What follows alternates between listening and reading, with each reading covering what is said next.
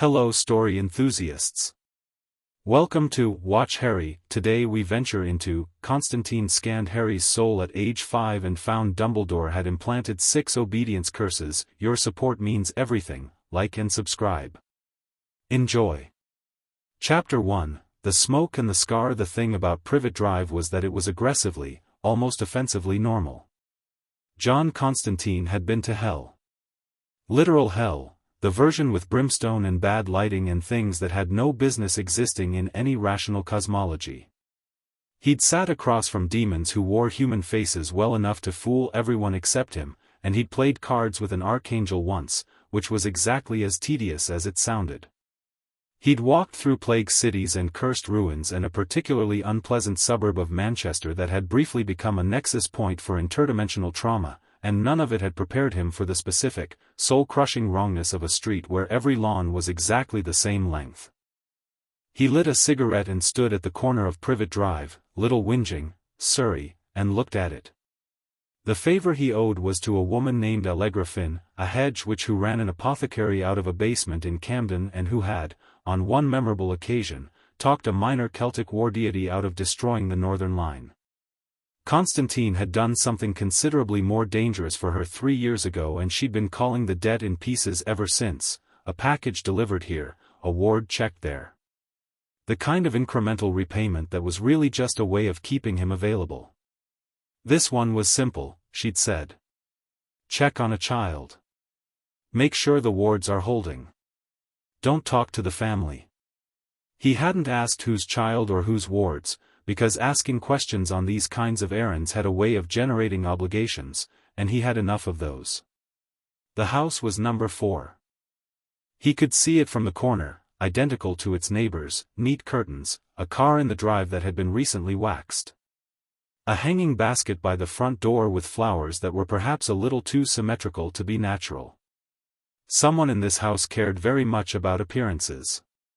Constantine crossed the street. He wasn't going to do a full soul read. It wasn't that kind of errand.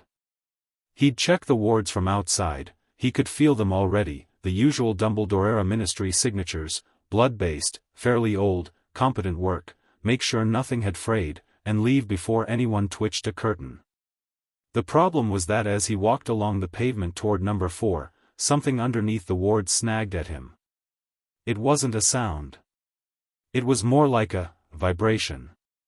A frequency that shouldn't have been in a residential ward structure. He'd felt something similar once in a women's prison in Dublin, and before that in a monastery in Hungary where the monks had been conducting long-term magical suppression on a member of their order without that member's knowledge or consent. It was the specific resonance of power being held down by something that wasn't the person doing the holding. He stopped at the low garden wall and looked at the house.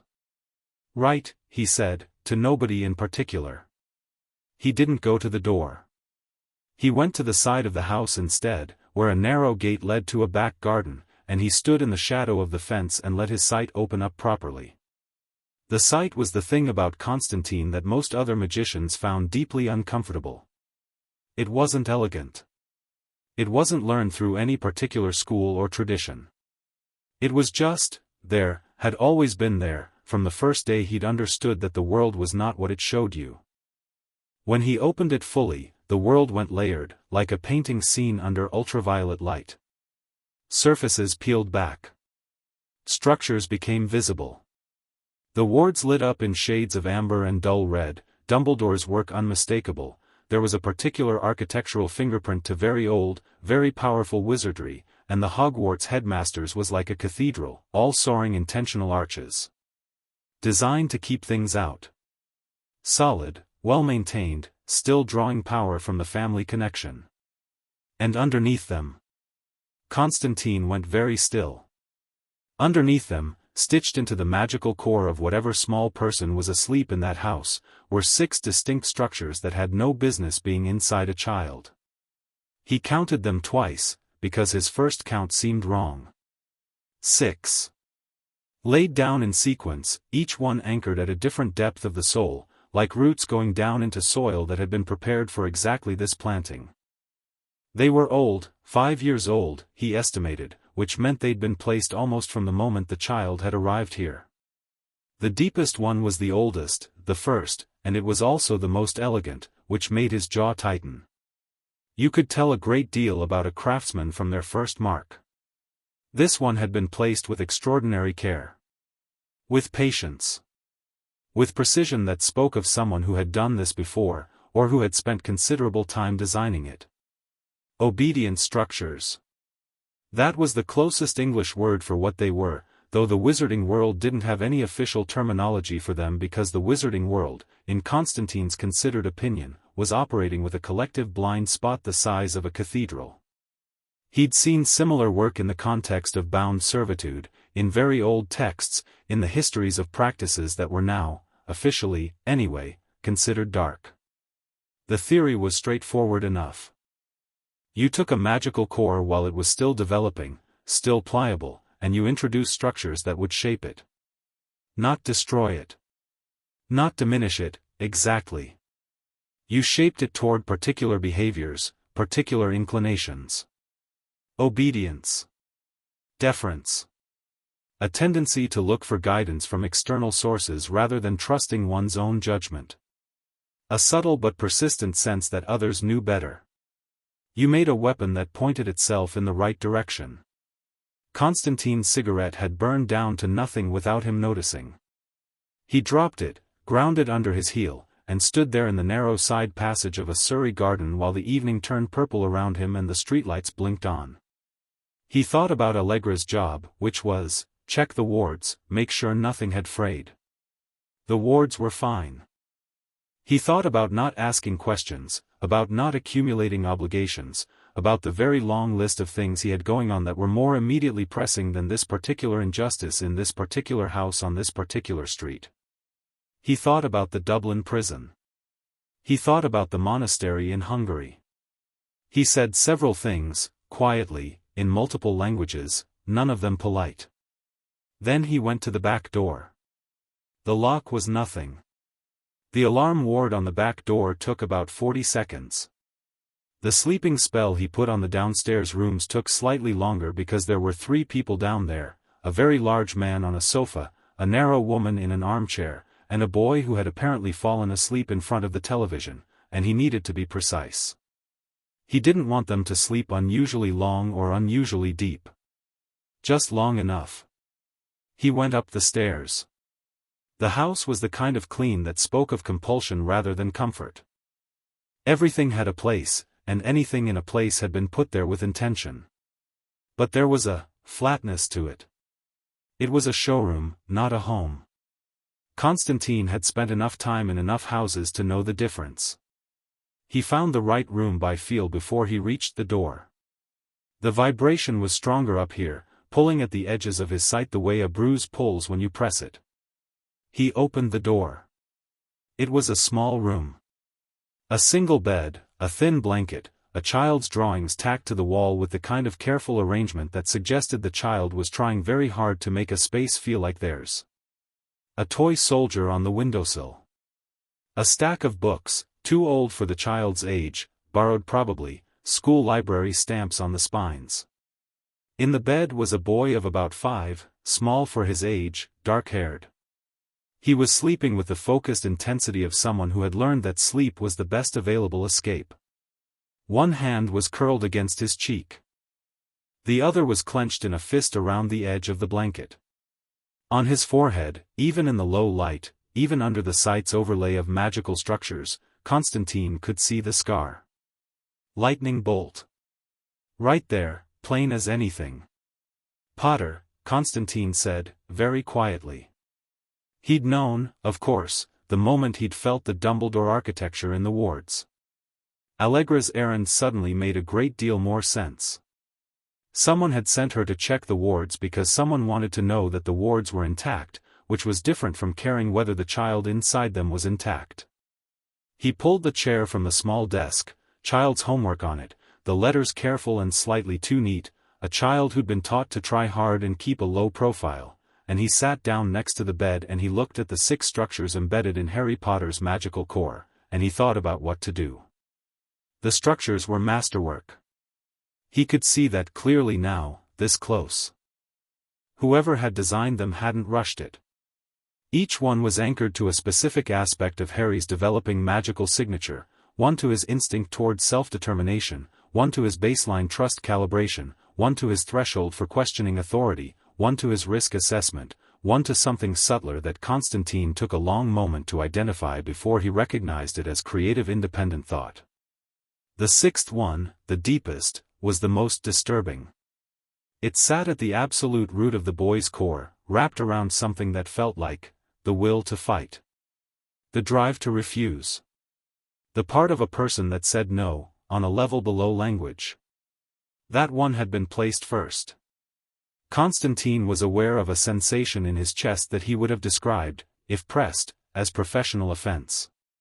He had been angry before, proper, sustained, useful anger, but this was different. This was the specific cold fury of someone who understood craft, looking at craft used for something unconscionable. He cracked his knuckles. "All right," he said. "Let's get to work."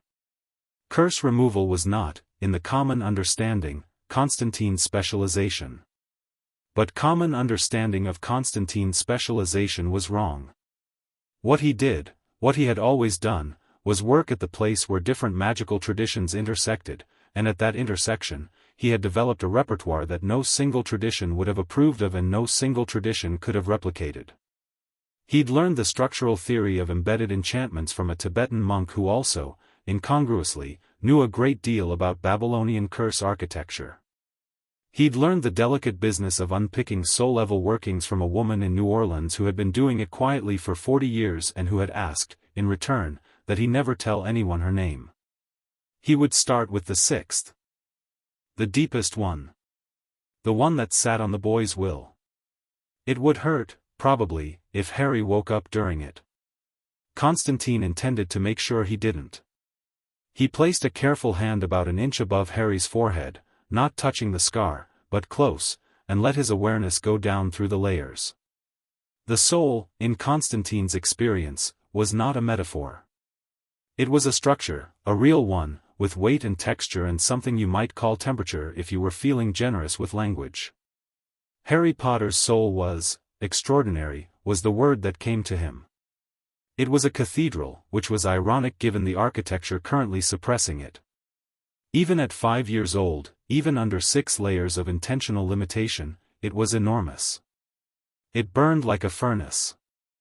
It was curious and fierce, and it had a sense of humor buried down in the baseline that surprised him, a wry, dark, quick intelligence that the curses had been specifically designed to muffle, and that was still there, still present, still intact. That, more than anything, was what decided it. He found the sixth curse and he began. It took 4 hours. Removing embedded obedience structures from a child's magical core without damaging the core itself was not a casual undertaking. Constantine took his time with each one, identified the anchor points, traced the connecting threads, released the tension gradually rather than cutting it. Cutting was faster, but cutting left scars in the structure, and this boy had enough scars. He used 3 different frameworks in the process, a Tibetan dissolution technique for the anchoring, something he'd adapted from the New Orleans work for the threads, and a method of his own invention for the final clearing pass that had no name and that he would have had difficulty explaining to anyone who asked. The sixth curse came out like drawing a splinter, resistance and then release, and the feeling of the soul underneath springing back to its natural shape. He felt the wave of it move through the boy, through the bed, through the room, and he pulled his awareness back quickly enough not to get caught in it. He watched Harry Potter sleep. After a moment, the boy's clenched fist opened. The fingers spread flat against the blanket. The tension that had been in every line of that small face, even in sleep, even deeply unconscious, simply left, the way weather leaves after a storm. Harry turned his head against the pillow and made a small sound, not of distress, but of something like relief, and then settled. The fifth curse took an hour and a half. The fourth took 2 hours and gave Constantine a headache that he treated with the last of the whiskey from his jacket. The third, second, and first came out progressively faster, because he understood the architecture better now. could follow the craftsman's logic, could anticipate where the anchor points would be. When the first and deepest curse released, the one on the will, the one that had gone in first, the one that had shaped the framework for everything that came after, Constantine felt something he very rarely felt. He felt the room change. Not physically.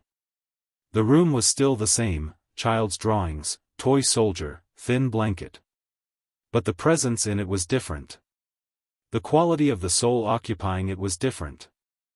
It was like the difference between a room where someone was asleep and a room where someone was simply resting with their eyes closed. Active. Present. Vast.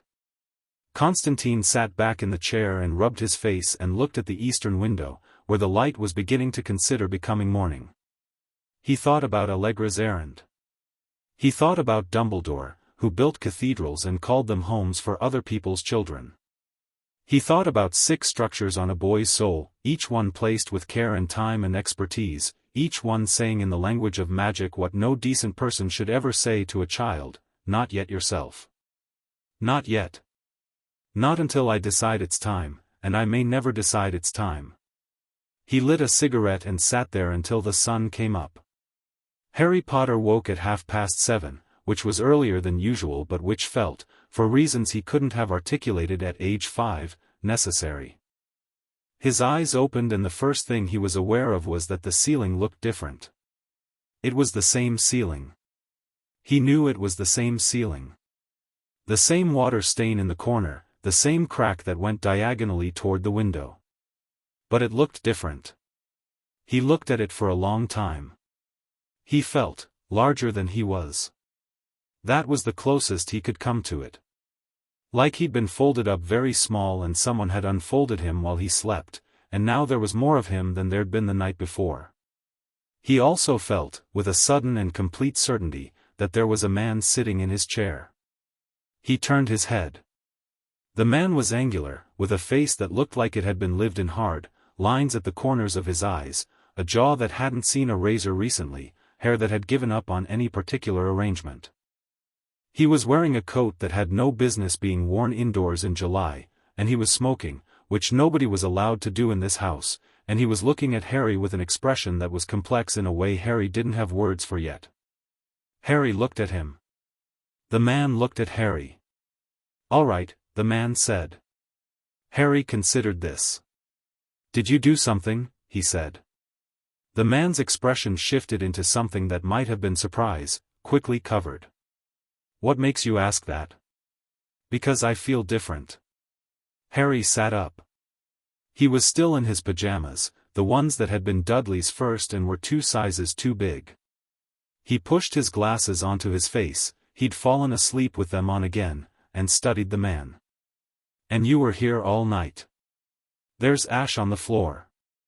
The man looked down at the ash, looked back at Harry, and seemed to make a decision about something. "Yes," he said. "I did something." "What?" The man was quiet for a moment.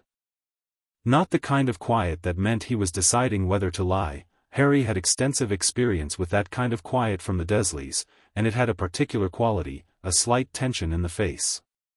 This was the quiet of someone deciding how much of the truth to give. "There were things on you that shouldn't have been there," the man said. "I took them off." Harry thought about this. Outside, a bird was singing. He could hear Aunt Petunia moving around in the kitchen downstairs, the sounds of her morning routine, kettle, radio, the specific rhythm of someone going through motions that had calcified into ritual. "Like spells?" Harry said. The man looked at him.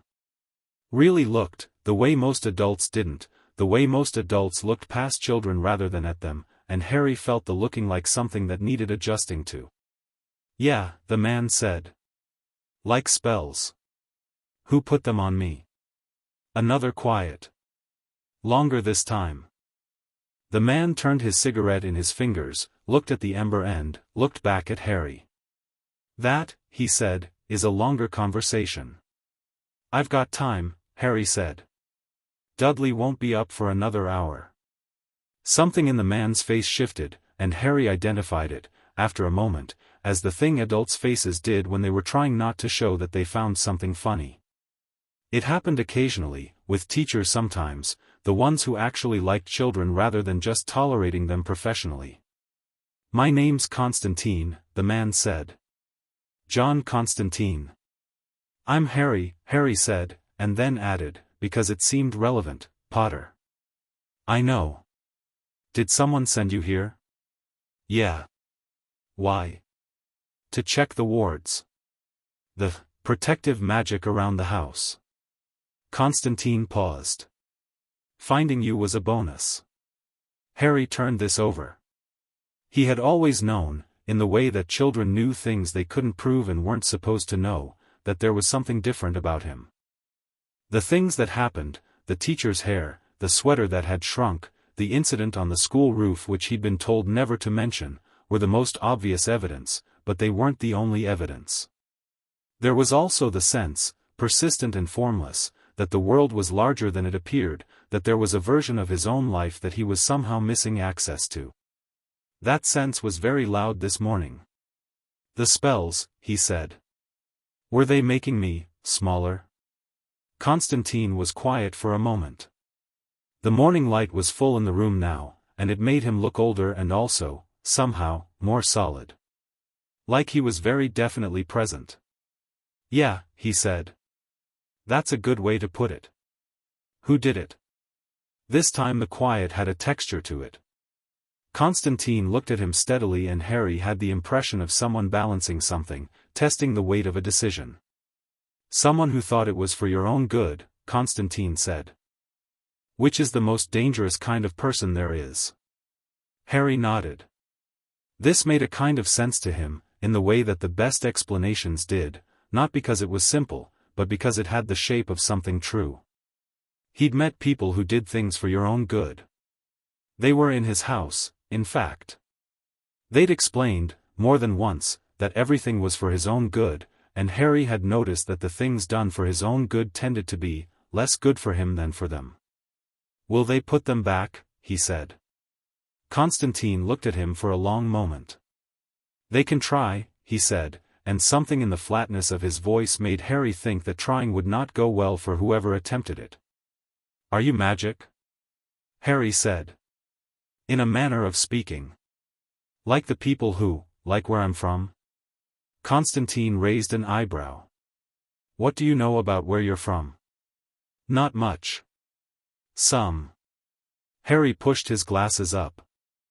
"I know my parents were, there are letters sometimes, at Christmas, from people I don't know. Aunt Petunia burns them but I can read fast. And I know my parents died in something that wasn't a car crash, because when things happen to me, the things I can't explain, Aunt Petunia looks scared in a specific way. Not like she's scared of me. More like she's scared of someone else who might notice."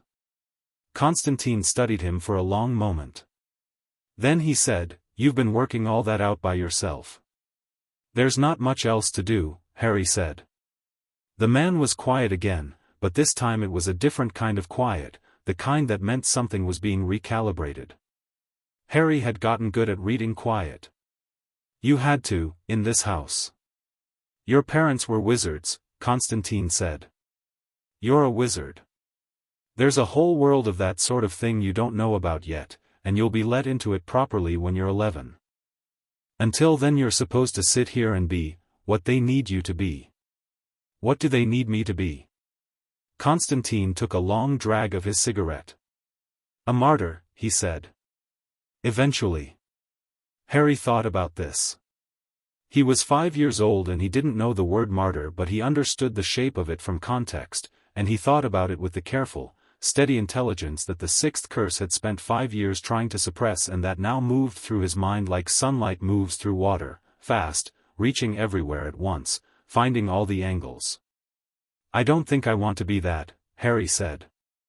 "Good," Constantine said. Then, like the word surprised him slightly, good.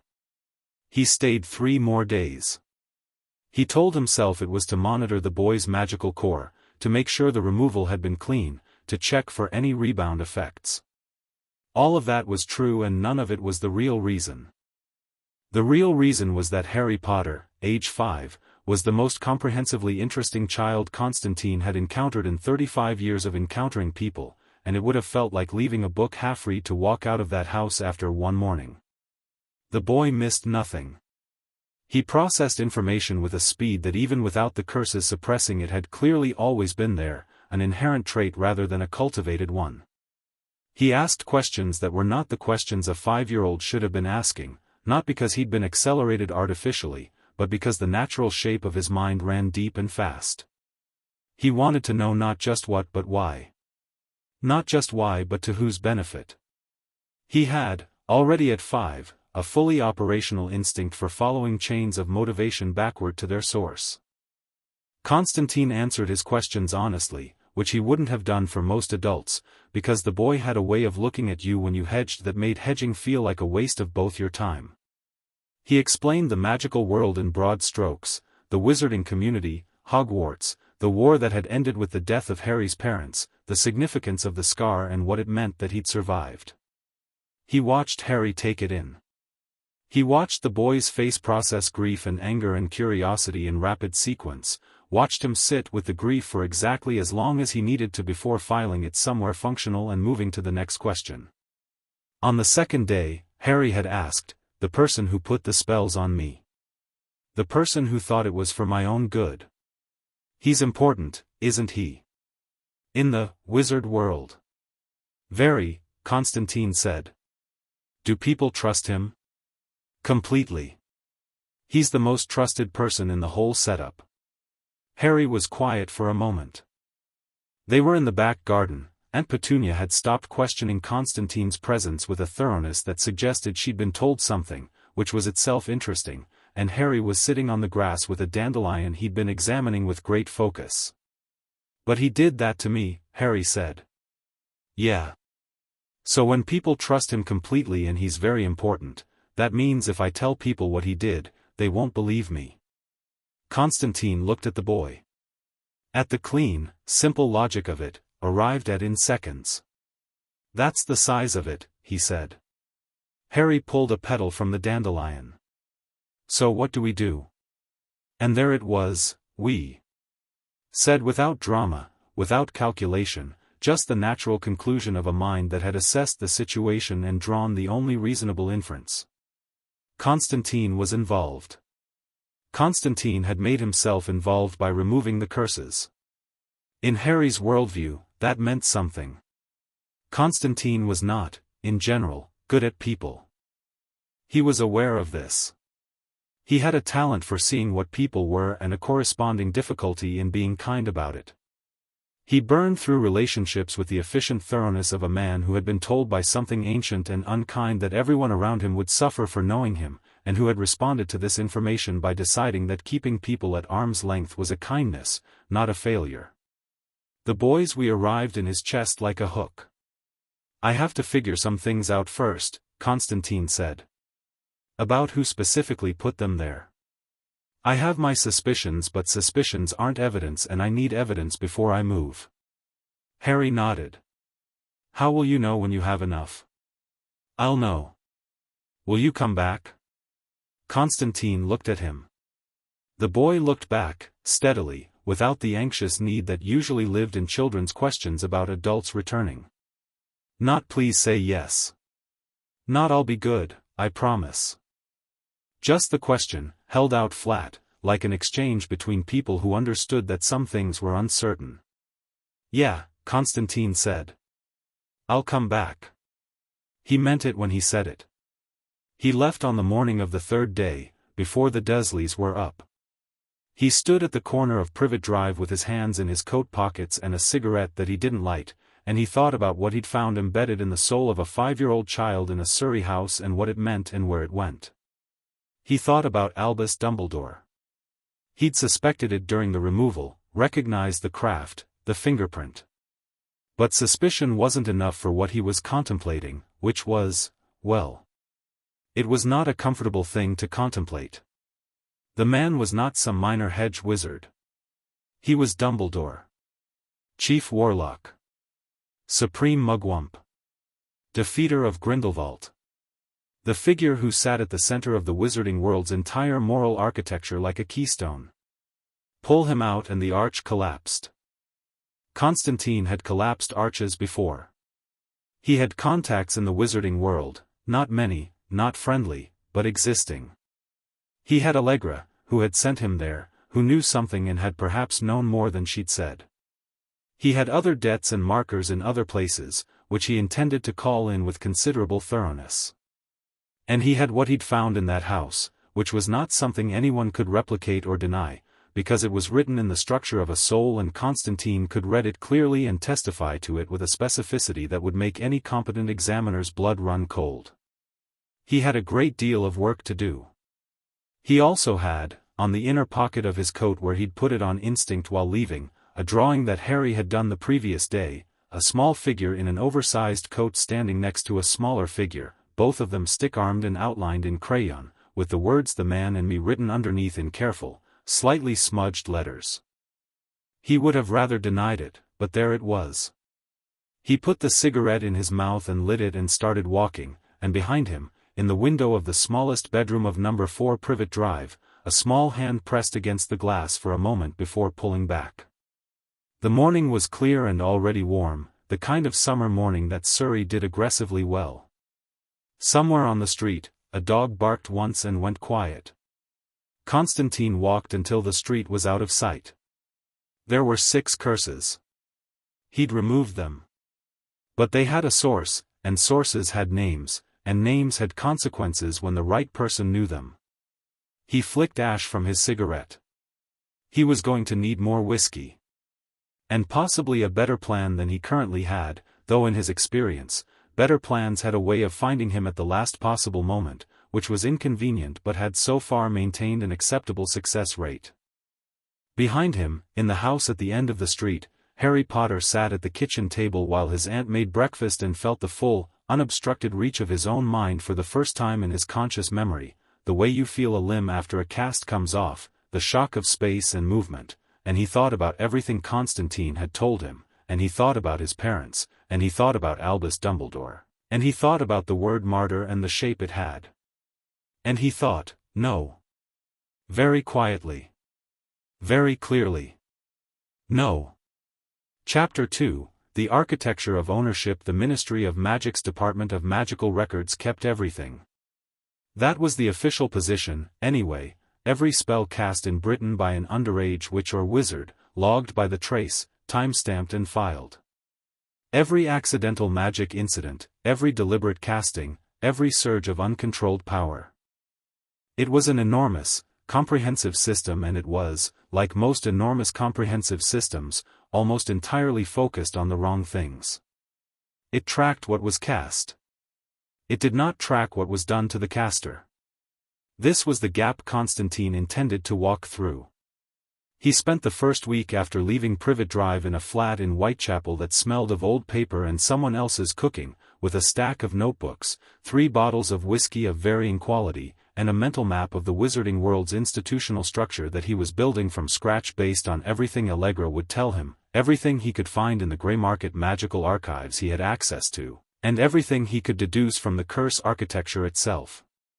The architecture was the most useful source. He spent 2 full days just on that, not reliving the removal, but analyzing what he'd memorized about the structure before and during the work.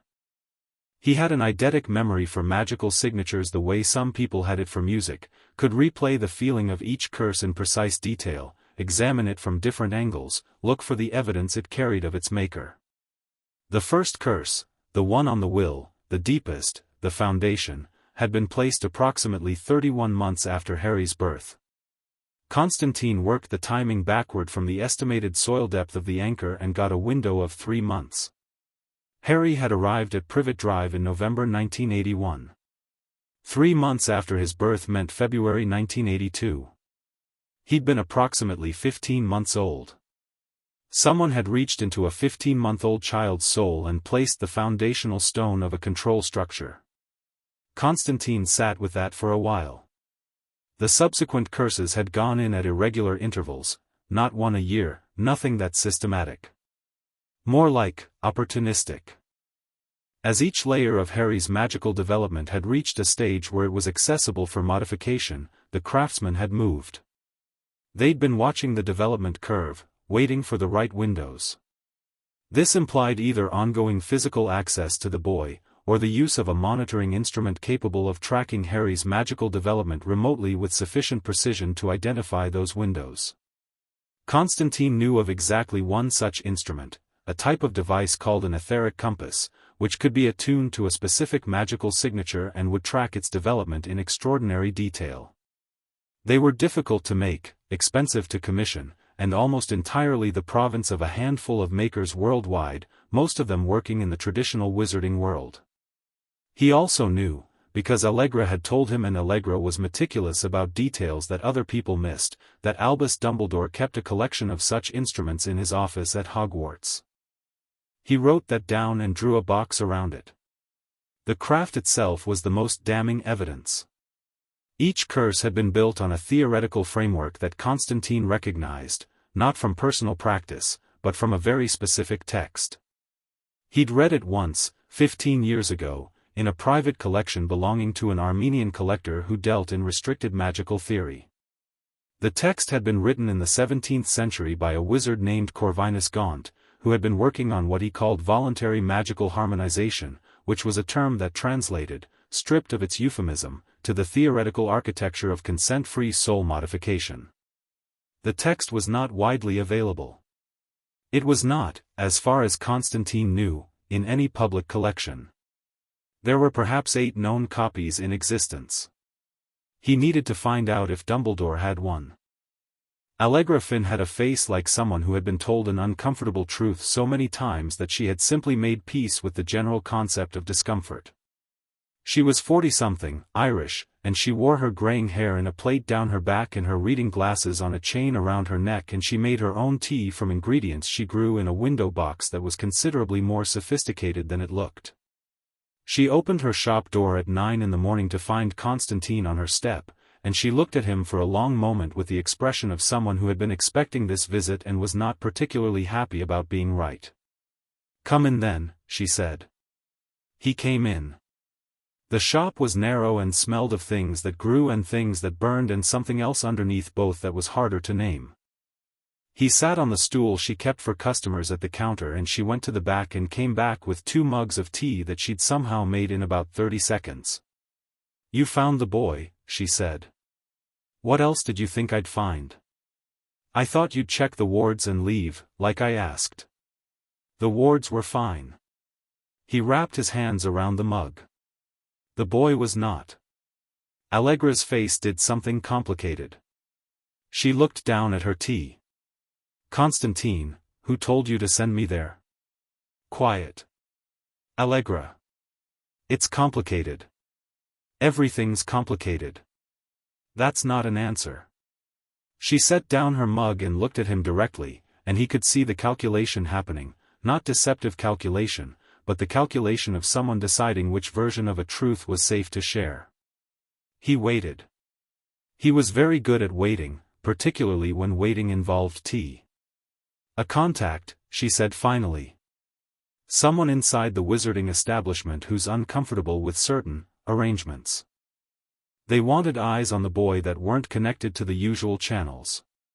They knew you'd do a proper read if anything felt off. They banked on me finding it. They hoped you would. That's quite a bet." He looked at her steadily.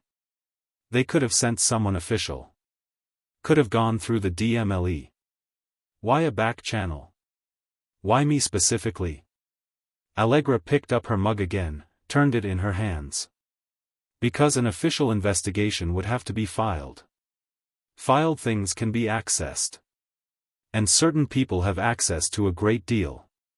You're telling me Dumbledore has people in the ministry?" "I'm not telling you anything." A pause. "I'm suggesting that it would be very surprising if someone of his position and longevity didn't." Constantine drank his tea. It was very good tea. Allegra grew something in that window box that did something to chamomile that couldn't be explained through ordinary botanical processes, and he'd never asked about it because some questions were better left dormant. "Your contact," he said. Do they have any connection to a man named Sirius Black? Allegra's hands went very still around her mug. He'd found that thread 3 days ago, and it had surprised him, because it hadn't been where he'd expected it. He'd been working through the curse architecture looking for monitoring links, the kind of thread that would connect the craftsman's instrument to the subject, and he'd found them, 3 of them, pointing back to Hogwarts as expected. But he'd also found something else. One of the curses, the second one, placed when Harry was roughly 2.5, had a faint sympathetic link running in a different direction. Not to Hogwarts. Not to Surrey. To somewhere cold, and damp, and close to the sea, and deeply, deeply unpleasant. It had taken him another day to identify the resonance. Azkaban. The second curse, he said. It's linked to someone in Azkaban. The connection is faint, attenuated. It's not that the curse was anchored to that person. It's more like collateral. Like when you cast something in a space where someone else's magic is already present and the two get tangled at the edges. Allegra was very quiet. Sirius Black was Harry's godfather, Constantine said. He was arrested the same night Harry was placed with the Dursleys. Which means whoever built that curse structure built the second one very shortly after Black was imprisoned, possibly while their magic was still in the space, still ambient. He set down his mug. Someone built a control structure on a child, and they did it in the same magical environment where they had just arranged for the child's godfather to be imprisoned without trial. Allegra said nothing. That's not a coincidence, Constantine said. No, Allegra said quietly. It's not. Black didn't betray the Potters. It wasn't a question. He'd suspected it from the moment he'd found the sympathetic link, but the way Allegra went still confirmed it absolutely. There's no evidence he did, she said carefully. But there was no trial, so there's also no official. He was set up. Allegra looked at her hands. My contact believes so. Yes.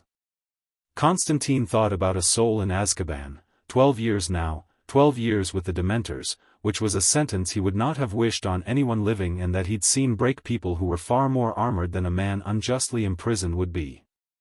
He thought about the sympathetic link in Harry's curse, the faint echo of someone else's magic inadvertently woven into the control structure. He thought about who benefited from Sirius Black being in Azkaban.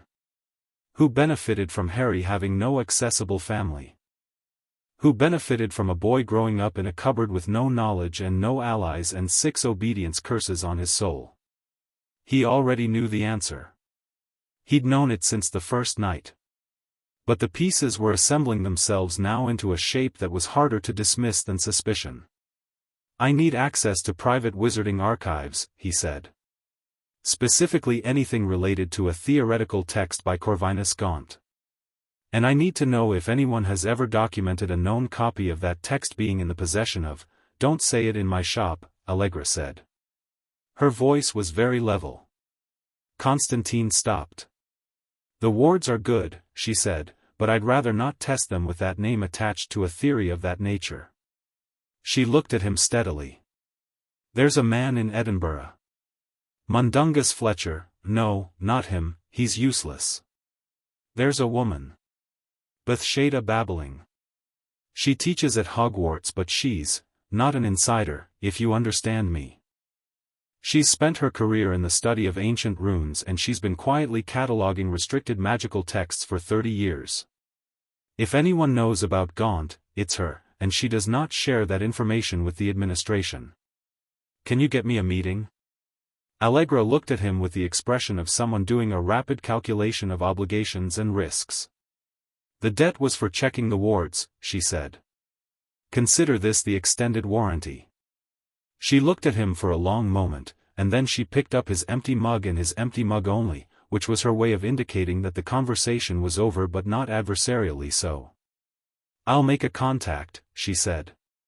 Give me 2 days. He gave her 2 days, and in those 2 days he went back to Privet Drive. Not to the house. He stood at the corner, which was becoming something of a habit, and he looked at number 4 and he thought about whether he was doing this because it was the right thing to do or because the memory of a small fist unclenching against a blanket had done something to his internal architecture that he hadn't quite processed. Probably both, he decided. They weren't mutually exclusive. He was also aware, had been aware since leaving, had been aware with increasing urgency, that removing the curses without leaving any kind of protection was the equivalent of taking a cage off an animal and then walking away while the original hunter was still in the field. He'd told the boy he'd come back, and he'd meant it, but meaning it and executing it were different things, and in the meantime Harry was in that house, alone, with a mind that was now operating at full capacity and no framework to protect him. He couldn't see the boy without involving the Dursleys, which was a complication he wasn't ready for yet. But he could leave something. He spent an hour building a small monitoring ward, not Dumbledore's architecture, nothing that touched the soul or modified anything. A watchdog. It would tell Constantine if anyone with magical intent moved toward Harry, and it was keyed to his own signature, invisible to anything that wasn't specifically looking for it, and it would hold for a year. He anchored it to the streetlight at the corner of the street, which was a mundane enough object that nobody would think to examine it magically, and he felt it settle into place with the solid satisfaction of competent work. Then he stood there, because he'd had a thought. He could not, in good conscience, leave Harry Potter in that house for 6 years, the time until Hogwarts, without some kind of active presence. The monitoring ward would tell him if someone came for the boy, but it wouldn't protect against the slower damage, the one that didn't show up on magical scans. The one that was already visible in the careful neatness of the books on the shelf, in the too neat handwriting, in the way Harry had answered questions at 5 years old with the precision of someone who had learned that imprecise answers had consequences. He wasn't equipped to be what the boy needed. He knew that. He was aware of his limitations in this area with unusual clarity. But he could visit. He could answer questions. He could give the boy information, frameworks, tools, the kind of thing that couldn't be cursed off later because it lived in the mind rather than the soul. He could build Harry a ladder, even if he couldn't remove him from the pit. Yet was doing a great deal of work in that sentence, and he was aware of it. He walked away from the corner and took out his phone, not a magical device, just a phone, which he used because he was not so tribal about methodology as to ignore useful tools, and he called Allegra. "Can you set up a legal identity?" he said when she answered. "For ongoing access to the Potter boy. Something that holds up to scrutiny if Dumbledore's people look at it." Silence on the line, and then, "What kind of identity?" "Family friend. Long-standing. Pre-existing relationship with the parents. That requires records." "I know. Records that predate, I know what it requires, Allegra." Another silence. "You're going to do this properly." "I'm going to do it thoroughly," he said. "That's not always the same thing." "Constantine." Her voice was careful. "This is not one of your usual cases. If you commit to this and then, I know," he said, and there was something in his voice that he didn't intend to be there, something that had the texture of a decision already made. "I know what I'm committing to." A long pause. "I'll make some calls," Allegra said. "It'll take a week, maybe 2. The record laying takes time if you want it to be solid. Make it solid." He hung up and stood on a Whitechapel pavement in the August heat and thought about what he'd just done, which was something he did not examine too closely because examining it too closely would produce feelings he preferred to keep at a manageable distance. He had work to do. He had Bathsheba babbling and the gaunt text and the question of Sirius Black and a growing body of evidence that he needed to structure carefully before any of it could be used. He had a case to build. He would build the case first. The rest would follow from the case. He lit a cigarette and went back to Whitechapel. Bathsheba babbling met him in a pub in Edinburgh's old town that served as a casual gathering point for the city's magical community, which was small, eccentric, and entirely uninterested in ministry politics. She was a sharp-faced woman in her 50s, wearing ink-stained robes under a mackintosh, with the slightly unfocused eyes of someone who spent most of their waking hours reading very small text in very old languages. She looked at Constantine across the table and said, "Allegra says you're not dangerous." "Allegra's very diplomatic," Constantine said. Babbling smiled briefly. "She also says you found something in a child's magical signature that points to a specific theoretical framework." Corvinus Gaunt. Voluntary Harmonization, 17th Century. The third chapter, The Architectural Framework for Iterative Core Modification. He watched her face. "You know it." "I know of it," she said carefully. "I've never seen a physical copy." "But?" She looked around the pub, habitual caution, the movement of someone who had been careful for a long time in an environment where carelessness had visible consequences. "There are references to it in other texts I've examined. Obscure ones. And there has been, for many years, a theoretical thread in certain restricted academic discussions that draws on ideas that are specific enough to Gaunt's framework to suggest that someone in those discussions has had direct access to the text." "Who's having those discussions?" "They're not published discussions," she said. "They're the kind of theoretical work that shows up in." She stopped. Picked up her drink. Set it down. "In the design of certain long-term magical projects. The kind that aren't filed officially. The kind you can only identify by their structural consequences. You've seen the structural consequences." "I'm a rune scholar," she said. "I look at structure. Yes. I've seen structures over the years that suggested familiarity with Gaunt's framework. Not many. Perhaps 3 or 4 distinct instances, over 30 years. She looked at him steadily. All of them connected, directly or indirectly, to the same source. Constantine waited. "I don't have proof," she said. "What I have is a pattern, and a pattern is not evidence." "A pattern is where evidence starts," he said. She looked at him for a long moment, and then she reached into her bag and put a folded piece of paper on the table between them. "I've been documenting this for 11 years, she said. "I had reasons to begin the documentation around 1981. Personal reasons, that I won't discuss." She pushed the paper toward him. "That's a summary. Names, dates, the specific structural signatures I identified and why I connected them to Gaunt. It's not complete. It was never meant to be a formal document, so it won't hold up to official scrutiny on its own. But as a framework," Constantine said. "Corroboration," she said. "For whatever you've found." He took the paper and didn't open it. "Why are you giving me this?" Babbling looked at her drink. She had the expression of someone answering a question they'd been asking themselves for a long time. "Because I'm a teacher," she said finally. "And there is a child I have never met who is going to walk into my school in 6 years, and I would very much like that child to arrive as themselves." A pause. "Rather than as what they've been made into." Constantine looked at her. "You know who I found." "I teach at Hogwarts," she said. "I have colleagues who remember James and Lily Potter very well.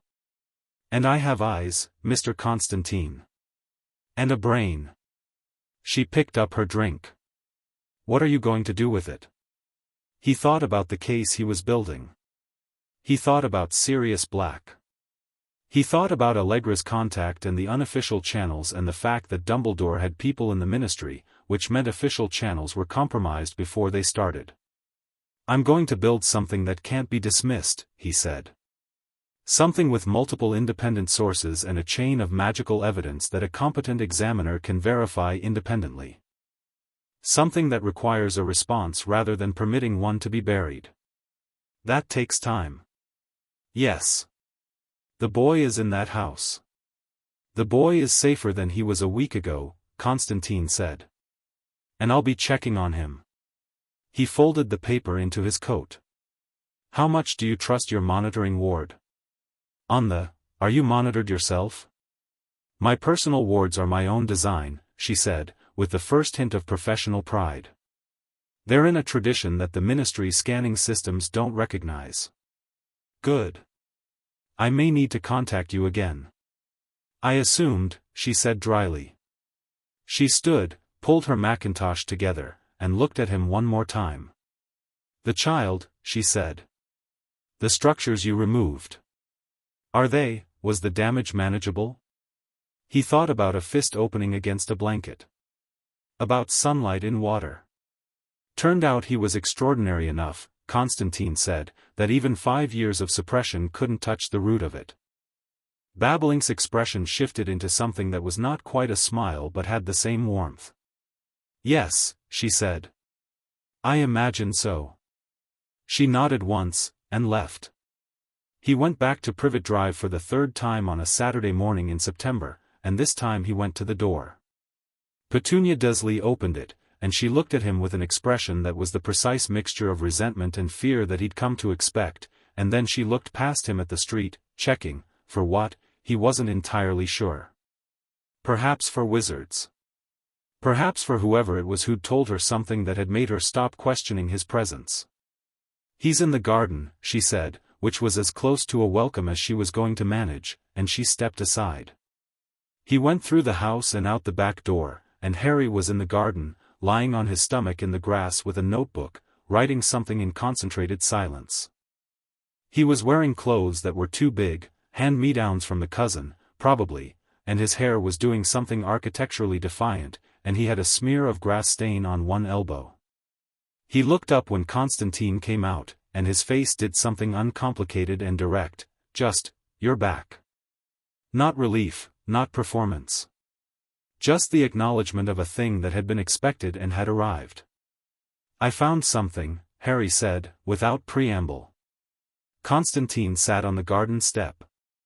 Yeah. Harry came and sat beside him and opened the notebook. It was full of writing, and drawings, and what appeared to be a developing system, boxes and arrows, words circled and connected with lines. I've been thinking, Harry said. About what you told me. The wizard world and Hogwarts and all of it. And I've been thinking about the people who look after me. And I think, he turned to a page that had 2 columns on it. I think the way they treat me is a choice. Not because they're bad people exactly, well, Uncle Vernon is probably bad, Aunt Petunia is more scared than bad, but because someone made it easy for them to choose it. Because nobody checks. Constantine looked at the notebook. At the 2 columns, which were headed, in a child's handwriting, things that happen and who benefits. Where did you get the framework? He said. You said it, Harry said. Someone who thought it was for your own good is the most dangerous kind of person. So I thought about, who decided where I went and who told the Dursleys what to do and who benefits from me being here instead of somewhere else. He pointed at the 2nd column. It keeps coming back to the same person. The one who decided everything. Because if he made all the decisions, and all the decisions landed the same way, then they weren't mistakes, Constantine said. They weren't mistakes, Harry agreed, with the flat certainty of someone who has looked at a pattern long enough to be sure. Constantine sat on the garden step in the September sunshine and looked at the notebook of a 5-year-old boy who had been systematically contained and controlled for every day of his conscious life and who had, in the 6 weeks since that containment was removed, independently reconstructed most of the case that Constantine had been building with resources and 35 years of experience. He thought about saying something. Something wise, probably, or cautionary, or something about the importance of sitting with conclusions before committing to them. Instead he said, you spelled beneficiary wrong. There's an in the middle. Harry looked at the notebook. Beneficiary, he said, and fixed it. Then he looked at Constantine, and the look had a quality in it that was specifically 5-year-old, direct, uncomplicated, demanding in the way that only people who haven't learned to soften their demands yet can be. Tell me about Sirius Black, Harry said. Constantine was quiet for a moment. He'd found that name in a book 3 days ago, a brief contemporary account of the events of November 1981, a private printing, the kind of document that circulated in specific circles and that mentioned, in a footnote, that Harry Potter's godfather had been arrested outside a crater in Godric's Hollow. He'd written it in the notebook he was using for the case, and he hadn't yet decided what to do with it. "What do you know about him?" he asked. "He was my dad's best friend," Harry said. "He's in Azkaban, that's a prison, you told me. He betrayed my parents." A pause. "Did he?" "I don't think so," Constantine said. Harry was quiet. "There's a thread in the work that was done on you," Constantine said carefully. "A connection, faint, accidental, to someone in Azkaban. The magic got tangled. And the timing of when it was placed, and the timing of when Black was imprisoned, and the way the decisions get made and who made them," he stopped. "I can't prove it yet. But the shape of it is wrong. The shape of Black being in prison while you're here is wrong in the same way all the other shapes are wrong." Harry looked at the grass for a long moment. "He should be here," Harry said. "Not a question." "Yeah," Constantine said. "He should be." Harry was quiet again, and then he said, very quietly, "Is he okay?" And Constantine, who had been to Azkaban once on an errand that he never spoke about, who knew exactly what 12 years with the Dementors did to a person, thought about how to answer that honestly without being cruel. "He's strong," Constantine said. "Your dad chose him for a reason." Harry looked at him, and there was something in his eyes that was too old for 5 years, not damaged, exactly, but accelerated. The look of someone who had understood something they couldn't unknow. "We have to get him out," Harry said. "Yes," Constantine said. "Can you do that?" "Not yet. But I'm building something that will make it possible." He looked at the boy steadily. "I need you to trust me on the timing." Harry looked at him for a long moment, and Constantine was aware, not for the first time, of being assessed by that unshackled mind with a thoroughness that most adults couldn't have matched. "Okay," Harry said. "But you have to keep coming back." "Deal," Constantine said. Harry opened his notebook to a fresh page. "Tell me about Azkaban," he said. "All of it." So Constantine told him, and the morning passed in the garden, and the monitoring ward hummed quietly on the streetlight at the corner of Privet Drive, and in the Edinburgh Old Town, Bathsheba babbling added a new entry to a document she'd been keeping for 11 years, and in the Department of Magical Records in the Ministry of Magic, a filing system that tracked only what was cast and never what was done continued to hum along in confident, comprehensive, catastrophic ignorance. And in a cell in Azkaban, 12 years in, Sirius Black sat against a cold stone wall and thought about a boy he'd never been allowed to know, and felt, for just a moment, for no reason he could identify, something like sunlight. Chapter 3, What Dementors Don't Take. Azkaban was not a building so much as a decision, the decision that some people deserve to be unmade slowly, in the dark, surrounded by things that fed on memory until you had none left worth keeping.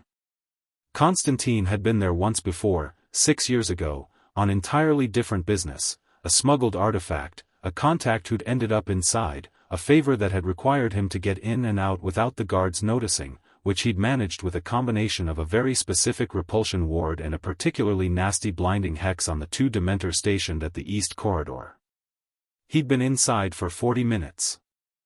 He'd needed a week to recover, and he hadn't eaten properly for 3 days after, and he'd had a brief but deeply unpleasant period of reliving every failure of his life in vivid detail, which even by his standards was a lot.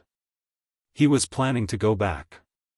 He stood in the kitchen of the Whitechapel flat on a Tuesday morning in October, 3 months after the night in Harry's room, and he looked at the note spread across the table, babbling summary, his own case notebooks, the legal identity documents that Allegra had put together for him, and he thought about sequencing. The case was not ready. He knew that. He had the curse architecture, he had Babbling's documentation, he had Allegra's contact who had a name now, a ministry clerk named Elias Thorne who had been quietly keeping records of his own for years, motivated by a conscience that had been troubling him since he discovered, entirely by accident, that the arrest warrant for Sirius Black had been processed with notable informalities. He had threads. He had a shape. He did not yet have the smoking gun evidence that made the whole structure undeniable, the kind of evidence you could put in front of a Waisengamot and watch them sweat. He was working on that.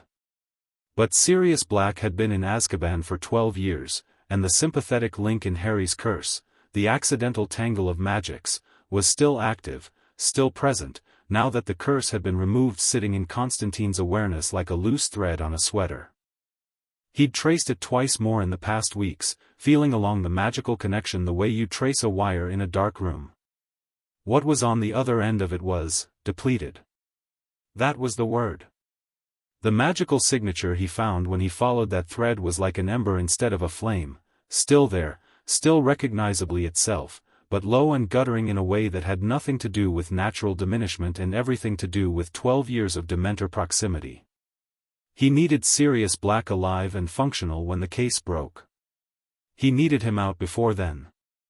Which meant going to Azkaban before the case was ready, which was the kind of plan that in any rational strategic framework would be filed under catastrophically premature, except that the alternative was leaving a man he'd never met to continue burning out in a cell while Constantine waited for perfect evidence. He was not, historically, good at waiting when the alternative was available. He poured a second cup of coffee and sat down and opened the notebook to the Azkaban page, which was covered in his own handwriting and several architectural diagrams and a list of problems sorted into the category solvable, probably solvable, and we'll figure it out. The Dementor problem was in the third category. He visited Harry the following Saturday. It had become a pattern over the past 3 months: Saturdays, the back garden, the notebook, questions and answers. He'd started bringing books, which had become a small ritual. He'd pick something from the stack on his desk and bring it along, and Harry would read it with a focus that was slightly unnerving in a child his age, and then ask questions that were, without exception, better questions than most adults would have asked about the same material.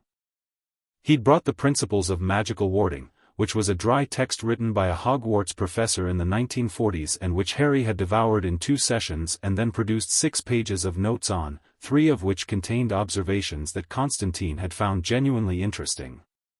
Today he brought something different. Harry was in his usual spot, grass, notebook, the focused stillness of a child who had learned that stillness was sometimes its own kind of freedom, and he looked up when Constantine came out and saw what was under his arm. "What's that?" Constantine sat on the step and held it out. It was a leather-bound journal, small, compact, clearly used. The spine was creased and the cover had a water stain at one corner. "It was your father's," Constantine said. Harry took it carefully. Something moved through his face, not the performance of emotion but the real thing, quick and then carefully managed. He held the journal without opening it and looked at it for a moment. "How did you get this?" "Allegra has a network," Constantine said. "There were things in storage from your parents' house, Godric's Hollow, before it was damaged. A vault that was sealed and that certain people had been hoping to access and hadn't been able to, because the sealing was keyed to your parents' magical signatures, which it turns out you carry both of." He paused. "Some of it is at a solicitor's in Diagon Alley. The journal was in a separate cache that Allegra's people found. Technically it belongs to you." Harry opened the journal slowly. James Potter's handwriting was round and energetic and slightly chaotic, the handwriting of someone who thought faster than they wrote and never quite compensated. The pages were full of notes and spells and diagrams and occasional passages that read more like a letter than a journal, direct, personal, addressed to nobody in particular. Harry read in silence for several minutes. Constantine smoked and watched the garden wall. "He was funny," Harry said finally. "From what I've heard, yes. Not trying to be. Just, naturally."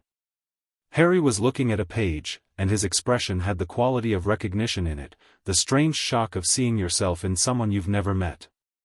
"He writes like he'd say it the same way out loud. That's a good way to write." Harry closed the journal carefully.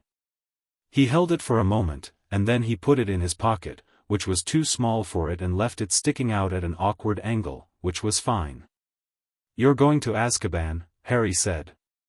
Constantine looked at him. You've been doing that thing, Harry said. Where you're working through a plan but you haven't told me about it yet. You look at things and then away from them when it's that kind. He paused. Is it about Sirius? Constantine was quiet for a moment. The timing on the case, he said, is off. I want to move him before the case breaks. So he's out and functional when it does. A man straight out of Azkaban who's been there 12 years isn't in a condition to give testimony or be any kind of active presence. He needs time. He looked at the garden. Which means getting him out early. That's dangerous for you. I've been to worse places. Harry looked at him steadily. I know. But Azkaban has Dementors. You told me about them. A pause. Can you block them? There's a charm, Patronus. It drives them off. I can't cast it in the traditional way because I don't come from that tradition, but I have equivalents. Things that do a similar job. What things? Constantine thought for a moment. Memory anchors, he said. Very specific, very high-intensity positive memories. Held in a particular frame. The theory is the same as the Patronus, you're projecting something they can't feed on. It's exhausting, and mine don't have the same longevity as a proper Patronus, but they hold long enough. Harry was quiet, thinking. Then, what memory do you use? It was the kind of question that children asked and adults didn't, because adults had learned that some questions were too direct to be polite. Constantine looked at him. Fairly recent one, he said. Started using it this year. He didn't elaborate. Harry looked at him with those dark eyes that were far too perceptive for 5 years old, and seemed to decide not to push it. When are you going? Harry asked. 2 weeks. I have some preparation to do first. What does he look like? Sirius. Constantine pulled out the photograph he'd obtained from Allegra's network, the same network that had produced the journal, remarkable what you could find when you knew where to look. It was a wizarding photograph, so it moved, and in it was a man who looked like he'd been built for a different, larger life, angular, dark-haired, with a face that had too much feeling in it to be entirely comfortable for him, wearing robes at what appeared to be a birthday party. He was laughing. The laugh transformed his entire face, which suggested that the original equipment, before everything that had happened, had been genuinely warm. Harry took the photograph and looked at it for a long time. He looks like someone who'd teach you something your parents wouldn't approve of, Harry said. Constantine thought about this. From everything I've heard, yes, that's about right. Harry handed the photograph back. Then he said, in a voice that was matter-of-fact in the way that only deep things sometimes were, bring him back. That's the plan. Don't just get him out. Bring him back. Harry looked at him directly. He'll need somewhere to be. After. I know. Will you have somewhere? Constantine looked at the garden. I'm working on it. Harry nodded. He opened his notebook to a fresh page and wrote something at the top, and Constantine caught a glimpse of it before the page turned, things Sirius will need, and then Harry was writing, with the focused efficiency of someone making a practical list, and the morning went on. The preparation took 9 days. Constantine spent 6 of them on the Dementor problem, which resisted easy solutions the way Dementor problems generally did. The straightforward approach, Patronus equivalents at full strength, would get him in and get him out, but Azkaban had more than a dozen Dementors patrolling the exterior and 3 times that number inside, and sustained casting against that many over the time frame he needed would leave him barely functional at exactly the moment he needed to be most functional. He needed something that didn't require sustained casting.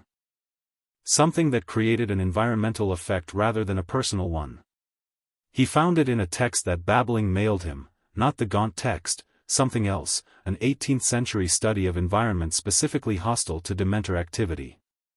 The author, a wizard who'd had personal reasons to understand Dementor behavior, had documented a specific class of ward that operated on the principle of ambient emotional charge rather than projected emotion. Instead of one person projecting a Patronus, you created a field saturated with a kind of memory resonance that Dementors found actively repellent, like a smell they couldn't tolerate. The ward required components. Most of them were manageable. One of them was the kind of thing you couldn't buy anywhere, which was a physical object carrying a specific emotional charge, specifically, a concentrated imprint of genuine human joy, anchored in something tangible.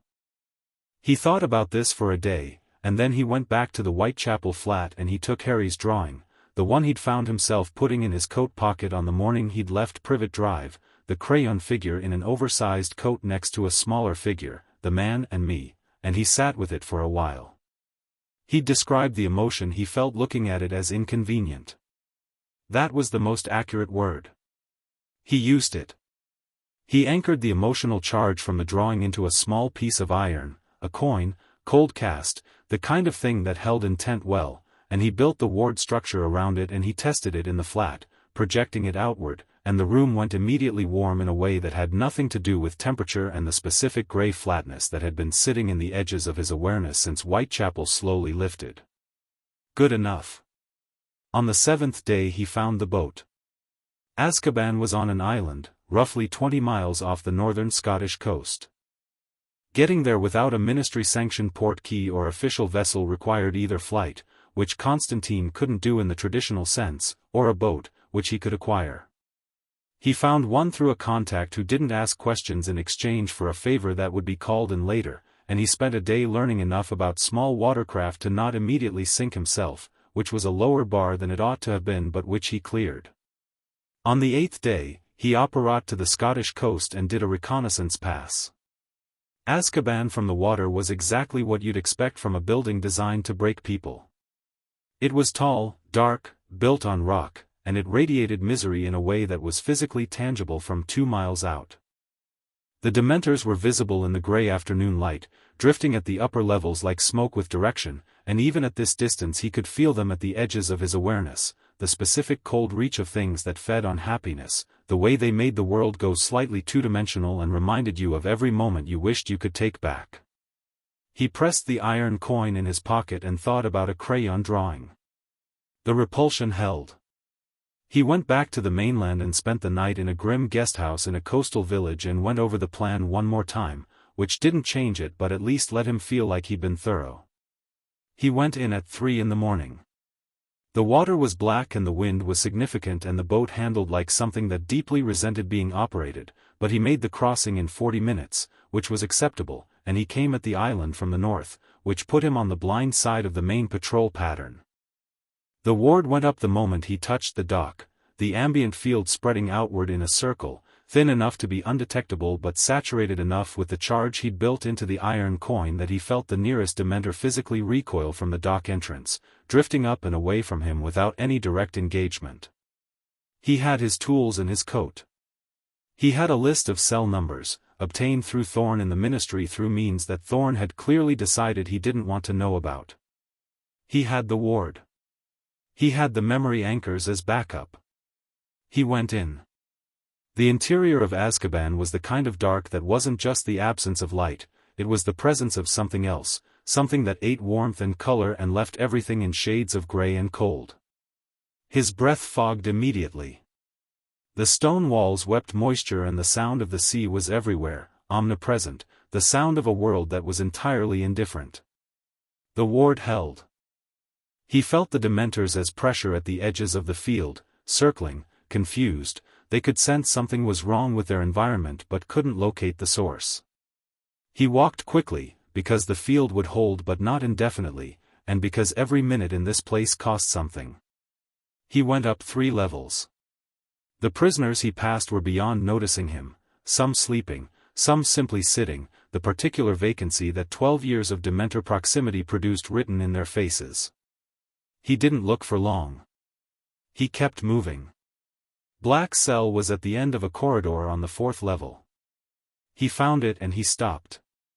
Sirius Black was sitting against the back wall, knees drawn up, head back.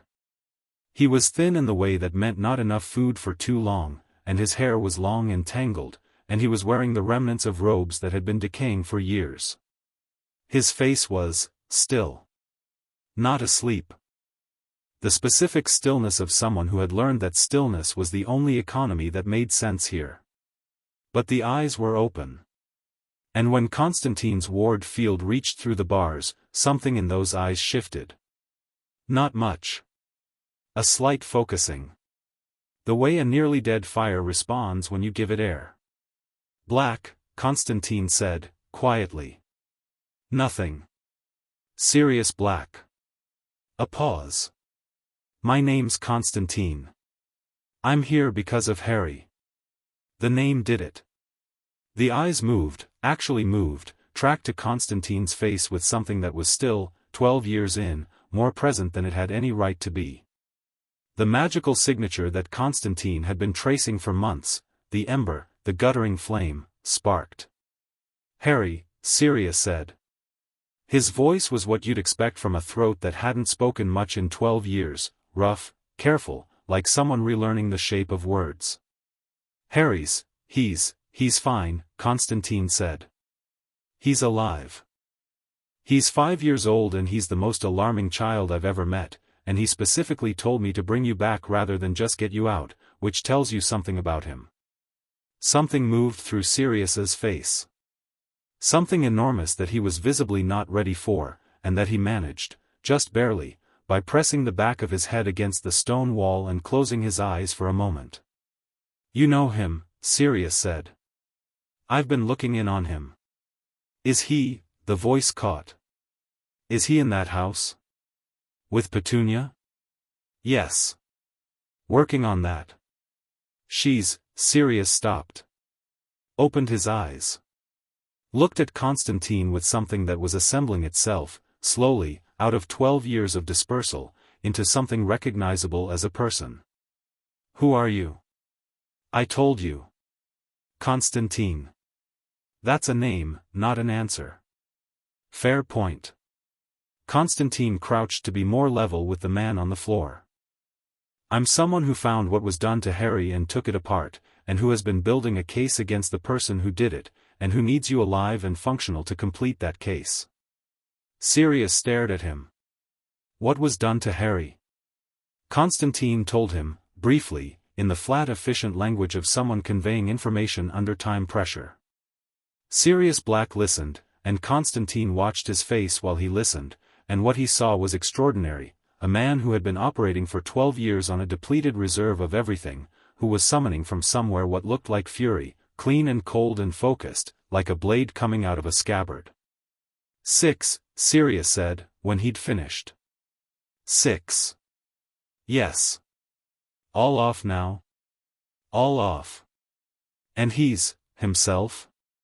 He's very much himself, Constantine said.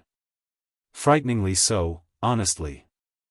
Sirius looked at him, and the fury was still there, but there was something else underneath it now, something that was trying to be relief and was having trouble arriving because relief required believing in it first, and 12 years of Dementors had done a thorough job on the believing apparatus. You're breaking me out, Sirius said. Yes. The Ministry will. The Ministry is not my primary concern right now. Can you stand? Sirius looked at him for a long moment, and then he put his hands flat on the stone floor and pushed himself up, and it took longer than it should have and was clearly harder than he was going to admit, and when he was standing he was leaning against the wall but he was upright. Yeah, Sirius said. I can stand. Constantine opened the cell. He'd spent 2 of the 9 preparation days on cell opening specifically, because Azkaban cells used both physical and magical locks, and the magical locks were Ministry standard, which meant that the override protocol existed, which meant that if you had the override sequence, which Thorn had provided and which Constantine had memorized, you could open them without the alarm wards triggering. The physical lock took 15 seconds and a tension wrench. The cell door swung open. Sirius stepped out and stood in the corridor and breathed the slightly different air of it, still terrible, still cold, still permeated with everything Azkaban was, but not the specific concentrated despair of the cell, and he breathed it with the focus of someone relearning what outside felt like. There are Dementors, he said. I have a ward. That's holding them off? Yes. How? Long story. Keep moving. They went down the corridor. Sirius moved with more speed than Constantine had expected. There was a body memory in it, the physicality of someone who had been an animagus, whose form carried a different kind of muscle structure. Still slow, still clearly taxed, but faster than he looked.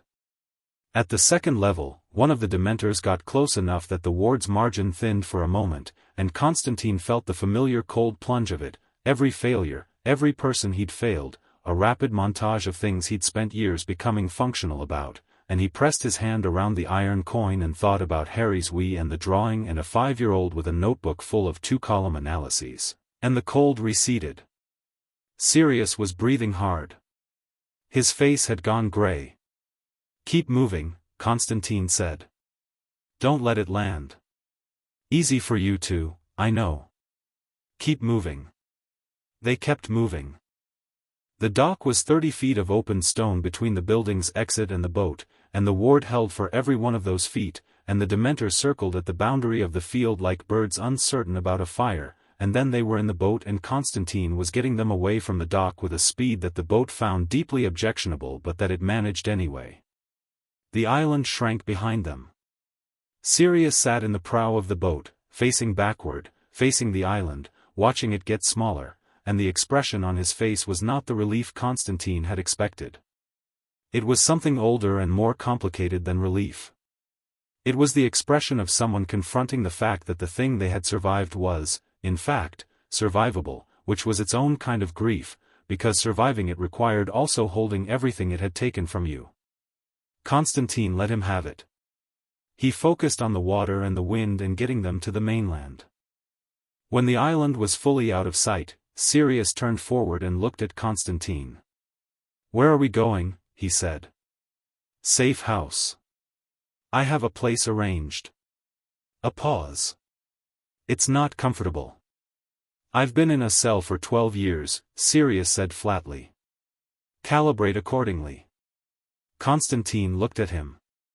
The man was a wreck, physically, clearly, obviously. But the thing that lived behind his eyes was not a wreck. 12 years had not been able to get to that. Whatever made Sirius black himself, the sharp intelligence, the stubbornness, the capacity for fury, was all still there, just waiting for enough light and food and air to run at full capacity again. "James's son," Sirius said, after a while. "He's really extraordinary," Constantine said. "Yes. You said he knew you were going to do this. He worked it out." Sirius was quiet for a moment. "That's James," he said. "That's absolutely James, that." "It's Harry," Constantine said. "He's not James. He's himself." Sirius looked at him, and the look had an assessment in it that was beginning to function again, the sharpness coming back in real time. "You know him well enough to say that. I've been visiting most weekends for 3 months. And in all that time, the Dursleys haven't. Allegra built me a cover. Legal standing. They've been told something, I don't know exactly what, and they don't like it but they've accepted it." Constantine paused. "Harry manages them quite well, honestly. He works out exactly what they need from him in order to leave him alone, and he provides it." Sirius closed his eyes briefly. "He shouldn't have to manage them." "No. He shouldn't. When can we get him out of there?" "When the case breaks." "The case breaks, Black is exonerated, he becomes Harry's legal guardian, Harry comes to live with you, that's the sequence." Sirius opened his eyes. "You've thought about this?" "I've had 3 months. And the case?" "Against," he stopped. He clearly knew who, had known from the moment Constantine had said 6 curses placed by someone who thought it was for his own good. "You can prove it?" "I can prove most of it conclusively. I'm working on the smoking gun. Babbling's documentation covers the theoretical framework. The curse architecture itself is recordable and examinable. Thorn has the anomalies in your arrest. Constantine looked at the dark water ahead. I need one more thing. Something that ties Dumbledore directly to the Gaunt text, or directly to the curse construction. Something there's no alternative explanation for. Sirius was quiet for a long time. Then he said, "There's something." Constantine looked at him. "There's something I haven't thought about in years because thinking about anything specific in that place," he stopped. "When James and Lily went into hiding. Under the Fidelius charm. I was the obvious choice for secret keeper and Dumbledore knew it and James told him." He stopped again, working through it, reassembling memory that 12 years of Dementors had carefully and persistently tried to scatter. Dumbledore had a device. In his office. James mentioned it once. An instrument he used to monitor, to track magical development. He'd told James it was just for safety, tracking Harry in case of emergency. An etheric compass, Constantine said. Sirius stared at him. How did you? He'd have needed one to place the curses at the right developmental windows. He'd have been monitoring Harry's growth precisely enough to know when each layer of the core was accessible. Constantine kept his voice level. If that instrument still exists in his office, and if it can be retrieved and examined, it will carry a record of every reading he took. You can't use an etheric compass without it logging the access. It's in the nature of the instrument. Sirius was staring at him. That's the smoking gun, Constantine said. You need to get into Hogwarts.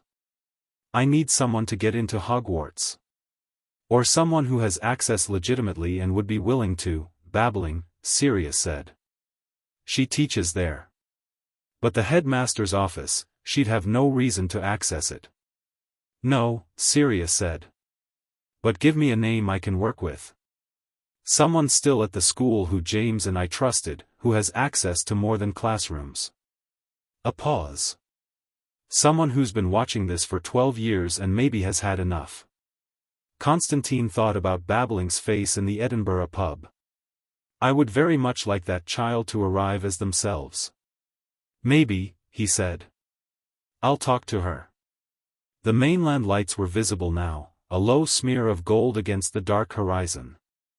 Sirius turned to look at them and something happened in his face that was not quite hope but was the beginning of the conditions that made hope possible, warmth, distance from the thing that had been eating him, the solid reality of water and wind and a direction.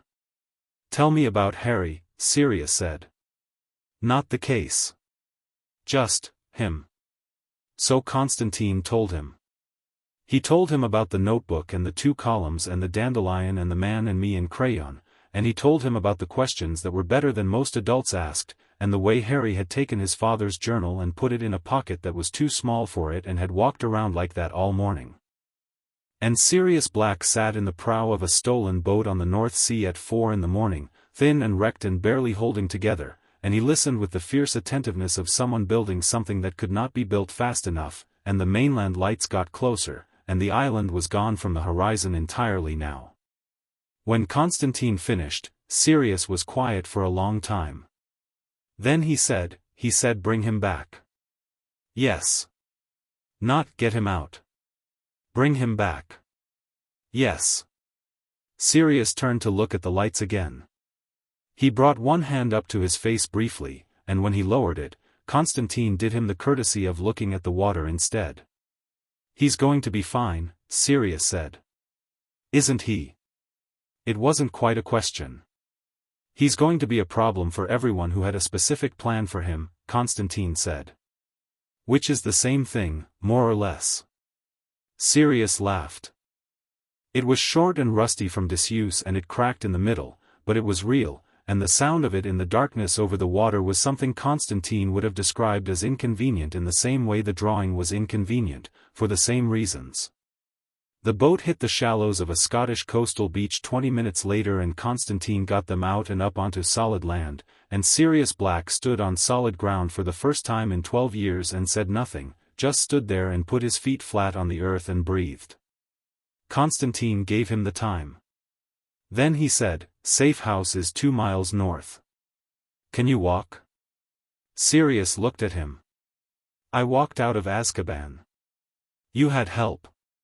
And now I have less help and solid ground, and I would like to see my godson's face, Sirius said, with a precision that was becoming more itself with every minute out of the cell. So yes, I can walk 2 miles. There's food at the safe house, Constantine added. How much?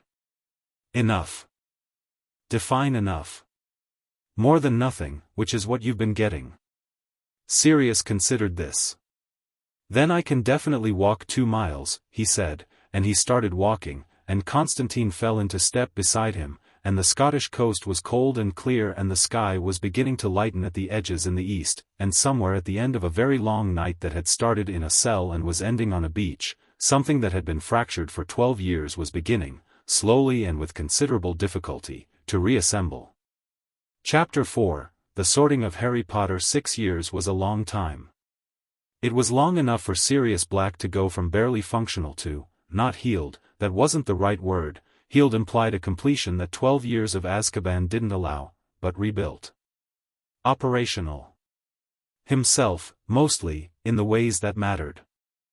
He'd spent the first year in the Scottish safe house eating everything Constantine brought and sleeping 14 hours a day and sitting in the sun on the front step for hours at a time, doing nothing, which Constantine recognized as the therapeutic practice of a man who had been deprived of nothing for so long that nothing had become extraordinary.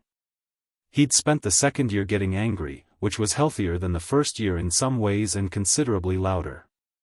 Constantine had let him be angry because Sirius had a great deal to be angry about, and unprocessed fury in a man with that much magical power was the kind of thing you wanted to let discharge naturally rather than have it find its own outlet. He'd spent the third year learning about Harry. That was what had done it, really, what had pulled Sirius the rest of the way back. The Saturdays on Privet Drive had extended naturally to include Sirius, once he was stable enough, which had started as letter exchanges, Harry writing to a man he'd been told about, Sirius writing back with the shaky enthusiasm of someone desperately trying to be worthy of the correspondence, and had graduated to visits once Allegra had built Sirius a secondary identity solid enough to survive casual scrutiny. The first meeting had been, nothing like either of them had planned and entirely right.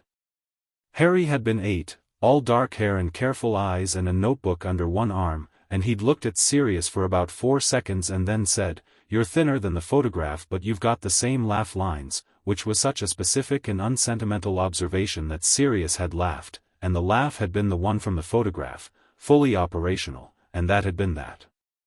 They'd fought, over the years.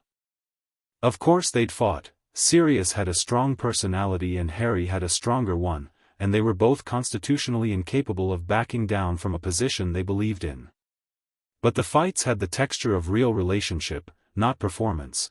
They said sharp things and then got over it, they disagreed about strategy and then found the synthesis, they drove each other absolutely insane in the way that only people who loved each other could. Constantine had watched all of this from a careful lateral position, which was where he was most comfortable, and had continued building the case, and had continued visiting, and had refused, consistently and without discussion, to examine what any of it meant about him. And now it was September 1st, 1991, and Harry Potter was 11 years old, and they were standing at King's Cross. Platform 9 3/4 was exactly as Constantine had been told, organized chaos given a veneer of normalcy, a moving wall of robes and trunks and owls and children, with the Hogwarts Express gleaming red at the far end like a promise.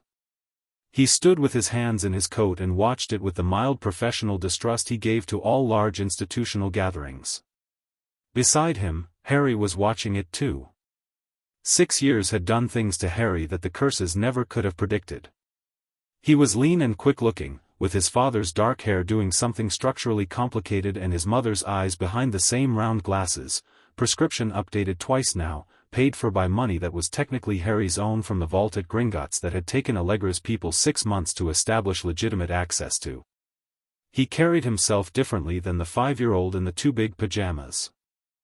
Not arrogantly, Harry didn't do arrogance, it wasn't in his makeup, but with the specific ease of someone who was comfortable in their own body and their own mind, who didn't require external validation to feel present in a room.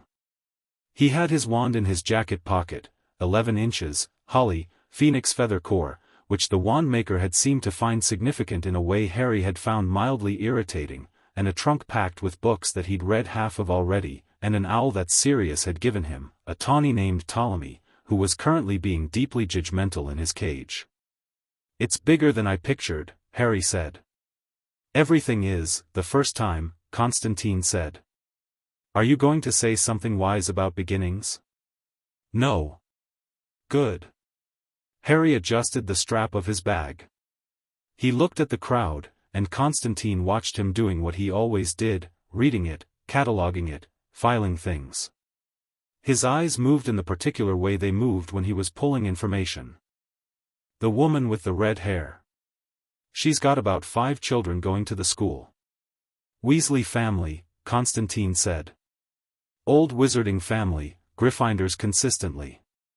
Father works in the ministry." "Which department?" "Misuse of Muggle artifacts." Harry's mouth curved. He must have interesting stories. A pause. The boy pushing the trolley on his own. Back corner. Constantine looked. Neville Longbottom, he knew who it was, had made it his business to know who Harry was likely to encounter. Round-faced, anxious-looking, wearing robes that were very slightly too formal for the occasion, as though he dressed for what he thought Hogwarts expected rather than what he actually wanted to wear. "Longbottom," Constantine said. "Parents were Aurors. Tortured to insanity by Bellatrix Lestrange and 2 others. He lives with his grandmother." Harry was quiet for a moment. "He looks like someone who's been told who he is by other people for too long," Harry said. Constantine looked at him. "I know what that looks like," Harry said, simply. "Yes," Constantine said. "You do. I should talk to him." "Probably." Harry looked at him sideways. "You're not going to tell me to make strategic friends. I'm not your tactician." "You're also my—" Harry stopped, which was interesting, because Harry didn't stop.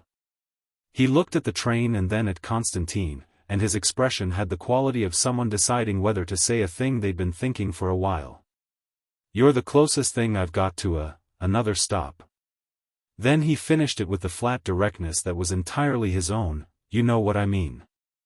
Constantine looked at the Hogwarts Express. "Yeah," he said. "I know what you mean. Don't make it weird." "I wasn't going to." "Your face was about to." "My face was doing nothing." Harry grinned, quick, bright, genuine, and then it was gone and he was back to watching the platform. "Where's Sirius?" "He'll be in the crowd somewhere being conspicuous. You know what he's like. Legally he still can't, he knows. He's being careful." Harry shook his head slightly, which was his shorthand for Sirius is going to be serious, there's no point, and picked up his trolley. He looked at Constantine one more time, a look that carried 6 years of Saturdays in it, 6 years of questions and books and notebooks and a drawing that was still, as far as Constantine knew, in the inside pocket of a coat. "The case," Harry said.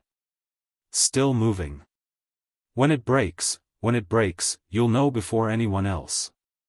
Constantine held his gaze. "Everything we've built holds. You know that." "I know." Harry was quiet for a moment. "Dumbledore is going to realize something's wrong. The moment he sees me." "Yes." "Good," Harry said. "Let him." And he put his weight behind the trolley and walked toward the barrier, and Constantine watched him go, and let him go, which was the hardest part of anything that had happened in the last 6 years. The Hogwarts Express left at exactly 11 and arrived at exactly whenever Hogwarts wanted it to, which was one of several things about the wizarding world that Constantine found professionally interesting and personally maddening. Harry had found a compartment. It had been occupied initially by Neville Longbottom, who had been sitting alone and reading a book about herbology with the focused air of someone who had decided that books were reliably less complicated than people. Harry had opened the door and said, "Is this seat taken?" and Neville had looked up and gone slightly pink and said no, and Harry had sat down and said, "Longbottom, right?" "Harry Potter," and Neville had made a very small sound. "Yes," Harry said. "I know. It gets easier. Everyone's going to want to." "No," Harry said. "Not with me, they're not." Neville had looked at him with the particular expression of someone evaluating a statement that was too good to be true but that the speaker seemed to mean entirely literally. "How?" "Because I won't let them," Harry said. "And I'm going to be too interesting to reduce to a scar. People only do that when you leave them nothing else to look at." Neville had thought about this, and then said, "I'm terrible at transfiguration. I'm not even started yet and I already know I'll be terrible at it." "Why?" "My she's been comparing me to my father since I was 4. He was brilliant at transfiguration. So I've already decided I'm not." Harry had looked at him steadily. "Then unlearn that before school starts. You've got about 4 hours. That's not how that works." "No, but it's a start." Harry had opened his own book, Advanced Magical Theory, not a first-year text, and had added, without looking up, "You're not your father. Being not him isn't the same as being not good. Those are different sentences." Neville had been quiet for a long moment, and then he'd opened his herbology book again, and they'd spent 2 hours in very companionable silence, which was its own kind of beginning. The compartment door had slid open about an hour in, and a girl had appeared, bushy-haired, carrying 3 books under one arm, wearing her robes already because she was the kind of person who had prepared for every logistical aspect of this journey. She'd looked at them with the direct confidence of someone who was used to being the smartest person in a room and who had not yet learned that this was sometimes a social liability. "I'm looking for a toad," she said. "Neville Longbottom's toad, apparently." "Have you, Trevor?" Neville said, looking up guiltily. "He escapes. He always escapes." "I don't know why I was given a toad, they're fundamentally, I found him 3 compartments down," the girl said. "He's under a seat. You'll want to retrieve him." She held out the toad, which Neville took with relieved embarrassment. She looked at Harry. "You're Harry Potter." "Yes," Harry said. "You're Hermione Granger." She said it with the precision of someone who had practiced saying their own name in the context of importance, in preparation for a world that had not yet learned it. "I've read about you. In modern magical history and the rise and fall of the dark arts and, I've read those," Harry said. "I didn't find them particularly accurate." Hermione blinked. "They're published histories. Published by people who weren't there and who had specific institutional interests in the narrative." He held her gaze. "What did you think of the chapter on Dumbledore in modern magical history?" She'd sat down then, because the alternative was standing in the doorway having a conversation that clearly needed a seat, and the conversation had run for 2 hours and had covered magical theory, the structural failings of the wizarding education system as Hermione had read about it, several points of historical revisionism, and the question of whether wandless magic was a function of innate ability or conditioned incapacity, which Harry had views on that surprised her considerably. By the time the trolley came around, all 3 of them were talking in the overlapping, fast-moving, self-interrupting way of people who have found they think well together, and Trevor the Toad was sitting on the seat between Neville and the window with the philosophical resignation of something that had accepted its lot. "You're not what I expected," Hermione said to Harry, somewhere around the 3rd hour. "What did you expect? The books make you sound like a symbol." "I'm not a symbol," Harry said, with a flatness that made it definitive. "I'm a person. Symbols don't decide things for themselves." Hermione had looked at him for a moment, that quick, comprehensive assessment, and then she'd said, "No. I can see that." And something in her expression had shifted from the evaluative to the genuine, and that had been that. The Great Hall was exactly as absurd as everything else about Hogwarts, for long tables, hundreds of candles floating with no visible means of support, a ceiling bewitched to show the night sky, the kind of architectural excess that announced clearly that whoever built this place had not been operating under budget constraints. Harry looked at it with the appreciation of someone who found excess interesting rather than impressive, cataloging rather than dazzled. He was also, behind the cataloguing, watching Dumbledore. The headmaster was at the center of the staff table, tall, silver-haired, wearing robes that suggested considerable personal flair, with half-moon spectacles and an expression of benevolent attention that was, Harry knew, one of the more sophisticated masks he'd ever seen in person. He'd studied Dumbledore's public record with the thoroughness that Constantine had taught him to apply to important subjects.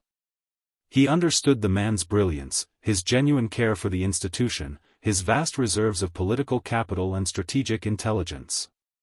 He also understood what had been done with that intelligence, what it had been pointed at. When Harry looked at Dumbledore, he felt nothing that could be confused with deference or awe. He felt the specific focused attention of someone who knew exactly what they were looking at. Dumbledore's gaze, drifting along the line of first years, found him. There was a moment, half a second, the tiny recalibration of a very experienced face, and Harry watched Dumbledore process it. The twinkling expression held. The benevolent attention didn't waver. He was extraordinarily good. But Harry had 6 years of Constantine's teaching in him, 6 years of watching people process information they hadn't expected, and he saw the moment Dumbledore understood that something had changed. He held the old man's gaze for 2 full seconds, and then he looked away, because he wanted to, not because he felt required to. The Sorting Hat was a battered thing, and it sang a song that Harry listened to with half his attention while the other half tracked the room, the teachers' reactions to the first years, the dynamics at each of the 4 tables, the way the Slytherin table watched the new arrivals with particular interest. One by one, names were called. Granger, Hermione. The hat had barely touched her head before it shouted Gryffindor. She walked to the table with the composure of someone who had expected this and was choosing to receive it with dignity. Longbottom, Neville. Longer, nearly a minute. Harry watched Neville's face during it, the boy sitting very still, hands gripping the stool, and then the hat shouted Gryffindor and Neville's expression did something that was the difference between where he'd expected to land and where he had, and Harry recognized it as a boy beginning, very tentatively, to believe he might be allowed to be something. Potter, Harry. The hall went quiet. Harry walked to the stool with the unhurried ease of someone who was not performing anything, and he sat down and put the hat on his head, and immediately a voice arrived in his mind, old, dry, surprisingly personable. Well, said the hat. This is unusual. Is it? Harry said. Most students come to me with some version of anxiety. You've come to me with something else. You're assessing me. I'm assessing everything, Harry said. No offense. None taken. It's rare. A pause, and Harry felt the hat doing something that felt like looking, not reading exactly, more like recognizing. Very rare, in fact. Yes. I see what you are. What am I? You were made to be something and you've declined the invitation, the hat said, with something that might have been admiration. That takes a particular kind of person. Where should I go? Where do you want to go? I want to go where I'll be most challenged, Harry said. I want to go where the people are interesting. I want to go where the expectations are lowest, so I have room to exceed them. The hat was quiet for a moment. You know where those things intersect, it said. Yes. Then you've already decided. I was being polite, Harry said. The hat made a sound that was, impossibly, a laugh. Gryffindor. The common room was warm and red and noisy, and Harry settled into it with the adaptability of someone who had been making the best of environments for 11 years. Hermione had found a corner near the fire and was already unpacking a book, which Harry found deeply reassuring in its consistency. Neville had been intercepted by one of the older Gryffindors and was being shown the notice board with the anxious gratitude of someone relieved to have a task. Harry was filling a plate from the welcome food that had appeared when Percy Weasley, prefect, the badge worn with perhaps slightly more solemnity than the occasion demanded, had finished his speech, when someone sat heavily beside him. Potter, said a voice that had been carefully arranged to carry. Harry looked up. He knew the face, had studied it in preparation, the way he'd studied everything. Draco Malfoy, pale and pointed and wearing his confidence like armor that had never been tested, with two large boys positioned slightly behind him in the way that bodyguards position themselves. "Malfoy," Harry said. Draco blinked at the use of his name, not friendly, not hostile, simply accurate, the way you'd name a piece on a board. "I offered to shake your hand on the train," Draco said, pivoting smoothly, "and you didn't take it. I was busy talking to Longbottom and a Muggle-born." The slight emphasis was perfectly placed. Not quite an insult. An implication, extended like a question. Harry put his fork down. He turned to look at Draco with the full attention that he usually deployed selectively, and it had the effect that it generally had. Draco's posture shifted slightly, some involuntary recalibration, his prepared remark suddenly requiring an unplanned review. "Let me save us both some time," Harry said. "You came here to establish something, probably that my company choices reflect poorly on me, probably followed by an offer of better company, probably yours. And you're operating on the assumption that I care about the social architecture of this place enough to want a position in it." Draco stared at him. "I don't care about position," Harry said. "I care about who's interesting. Hermione is interesting. Neville is interesting. You." A brief pause, and Harry's voice was not cruel, just precise, which was its own kind of incision. "You're someone who's been told he's important for so long that you've stopped noticing that you haven't done anything yet." The Great Hall had gone slightly quieter in their immediate vicinity, the gravitational effect of a scene in progress. Draco's face went through three things in rapid succession: shock, fury, and then a third thing that was more complicated, something that registered the hit before covering it over with cold. "Do you know who my father, Lucius Malfoy," Harry said. "Death Eater. Never prosecuted. Donated his way out of a serious conversation with the Ministry. Significant influence with the current administration." He held Draco's gaze. "None of which is you. And all of which is a reason to be cautious, not a reason to be impressed." The two large boys behind Draco looked uncertain in a way that suggested they had not been briefed for this specific contingency. Draco stood. His face was composed now, the armor had fully re-engaged, but underneath the composure, Harry could see the thing that was actually present, which was not malice but wounded pride, and under that, something that was almost curiously close to interest. "You'll regret that," Draco said. "Maybe," Harry said. "But not today." He picked up his fork again. "Sit down and eat if you want. Or don't. Your choice." Draco left. The two large boys followed in the way that large boys follow when they are also processing an unexpected outcome. Hermione had looked up from her book. She was watching Harry with the expression she wore when she'd observed something she was filing for later analysis. "That was either very brave or very reckless," she said. "What's the difference?" Harry said. "Planning," she said immediately. Harry grinned. "Then it was very brave." Neville had drifted back from the notice board and was looking at Harry with something that was trying to decide whether to be admiration or concern. Malfoy's going to be exactly what his father taught him to be until he decides otherwise," Harry said. "Which he might do eventually. Or not. Either way, he's not going to change his behavior by being deferred to." "You really don't worry about things, do you?" Neville said. Harry thought about this honestly. "I worry about things that matter," he said. "People who are trying to impress me aren't one of them." He met Dumbledore 3 days in. It was not accidental, nothing Dumbledore did was accidental, which was one of the things Constantine had spent 6 years preparing Harry to understand. He was summoned to the headmaster's office on a Wednesday afternoon, the excuse being a general welcome meeting that new students were apparently always offered, which was true enough that it wasn't a lie and specific enough to Harry that it was unmistakably deliberate. The office was everything you'd expect from a man who had cultivated the archetype of benevolent wizardly authority for 60 years, circular, cluttered with instruments of impressive complexity, dominated by a massive desk and the portrait of a large phoenix. The instruments on the shelves were doing things, small silver devices spinning and puffing and rotating, and Harry identified the etheric compass on the third shelf from the left in the first 10 seconds of being in the room, because he'd been given a precise description of it and because his eye went automatically to the thing he was looking for. It was still there. Still operational.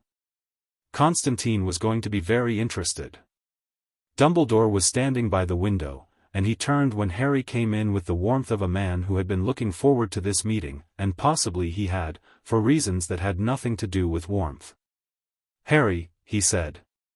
"Please, sit." "Thank you, sir," Harry said. He sat. He folded his hands on his knee and looked at Dumbledore with the polite attention of a model student. Dumbledore sat across from him.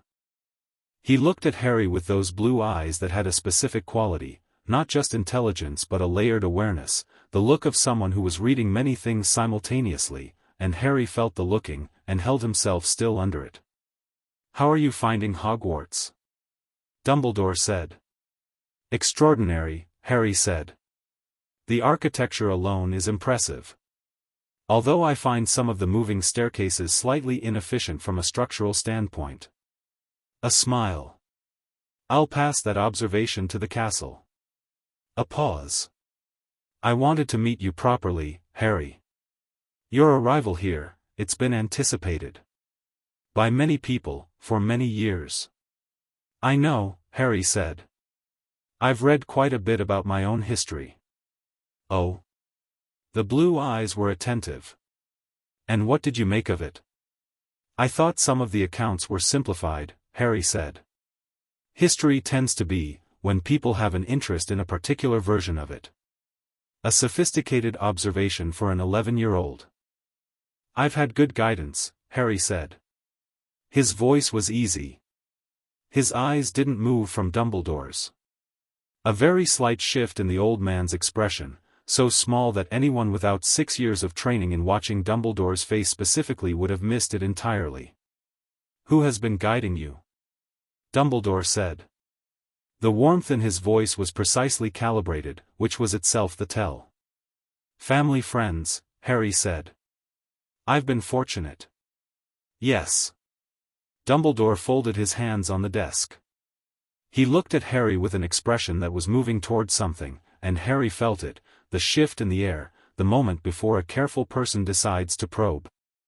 "I must confess, Harry, I notice you seem different than I expected." "Different how?"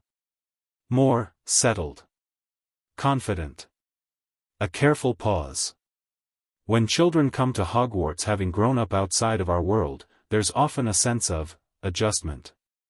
Discovery. Wonder. "There is wonder," Harry said. "I'm genuinely amazed by half of what I've seen this week." "But?" Dumbledore said softly. "But wonder and being uninformed are different things," Harry said. "I've been learning about the wizarding world for 6 years. I've had good teachers." The air in the room had changed. It was subtle, nothing dramatic, but something in Dumbledore's stillness had altered, the specific stillness of a man recalculating under a composed surface. "I see," Dumbledore said. He was quiet for a moment, and then he smiled again, and the smile was real this time, not in a warm way but in the way of someone confronting an opponent across a board and recognizing the quality of the opposition. "You know, Harry, I think you will do remarkable things." "I intend to," Harry said. "I hope you'll come to me if you find yourself in difficulty. My door is always open." Harry stood, because the meeting was over, he could feel it, the shape of its end, and he'd gotten what he came for. "That's very kind," he said. "I'm sure I'll be fine." He walked to the door, and had his hand on it, and then turned back. "The instruments on your shelf," he said, conversationally. "The silver one, third shelf from the left. What does it do?" Dumbledore looked at him. The full weight of those blue eyes, the full attention of a mind that was genuinely one of the most powerful of its era. "It monitors the health of particular magical signatures," Dumbledore said. "A safety measure." Fascinating, Harry said. Whose? A silence that lasted precisely one heartbeat too long. Various students, Dumbledore said. Over the years. Of course, Harry said. Good night, Professor. He closed the door behind him and walked down the spiral staircase and out into the corridor, and when he was far enough away he pulled out the small notebook he'd started carrying this year, a new one, smaller than the childhood ones, leather-bound, and he wrote, "Compass confirmed. Still operational. Third shelf, left side." He put the notebook away. He had a letter to write. Ptolemy took the letter that night from the Ollery and was gone before Harry was back in the common room. He sat with Hermione and Neville at the fire, and Hermione was outlining her homework plan for the week with an efficiency that suggested she'd been planning it since June, and Neville was listening with the expression of someone trying to calibrate their own ambition to a new and more demanding standard, and the fire was warm and the common room was busy, and somewhere above them the Hogwarts castle went about its vast, ancient, slightly eccentric business. "You went to see Dumbledore," Hermione said, not looking up from her planner. "He summoned me," Harry said. "Welcome meeting. How was it?" Harry looked at the fire. "Educational," he said. Hermione looked up at his tone. She had, over the course of 6 hours on a train and 3 days of classes, developed a fairly precise read of Harry's vocal register, which she would have said was a professional skill but was also just the thing that happened when you paid proper attention to people. "Are you going to tell us what that means?" she said. Harry thought about the case, about Constantine and Sirius and 6 years of building, about a smoking gun on a shelf in a headmaster's office.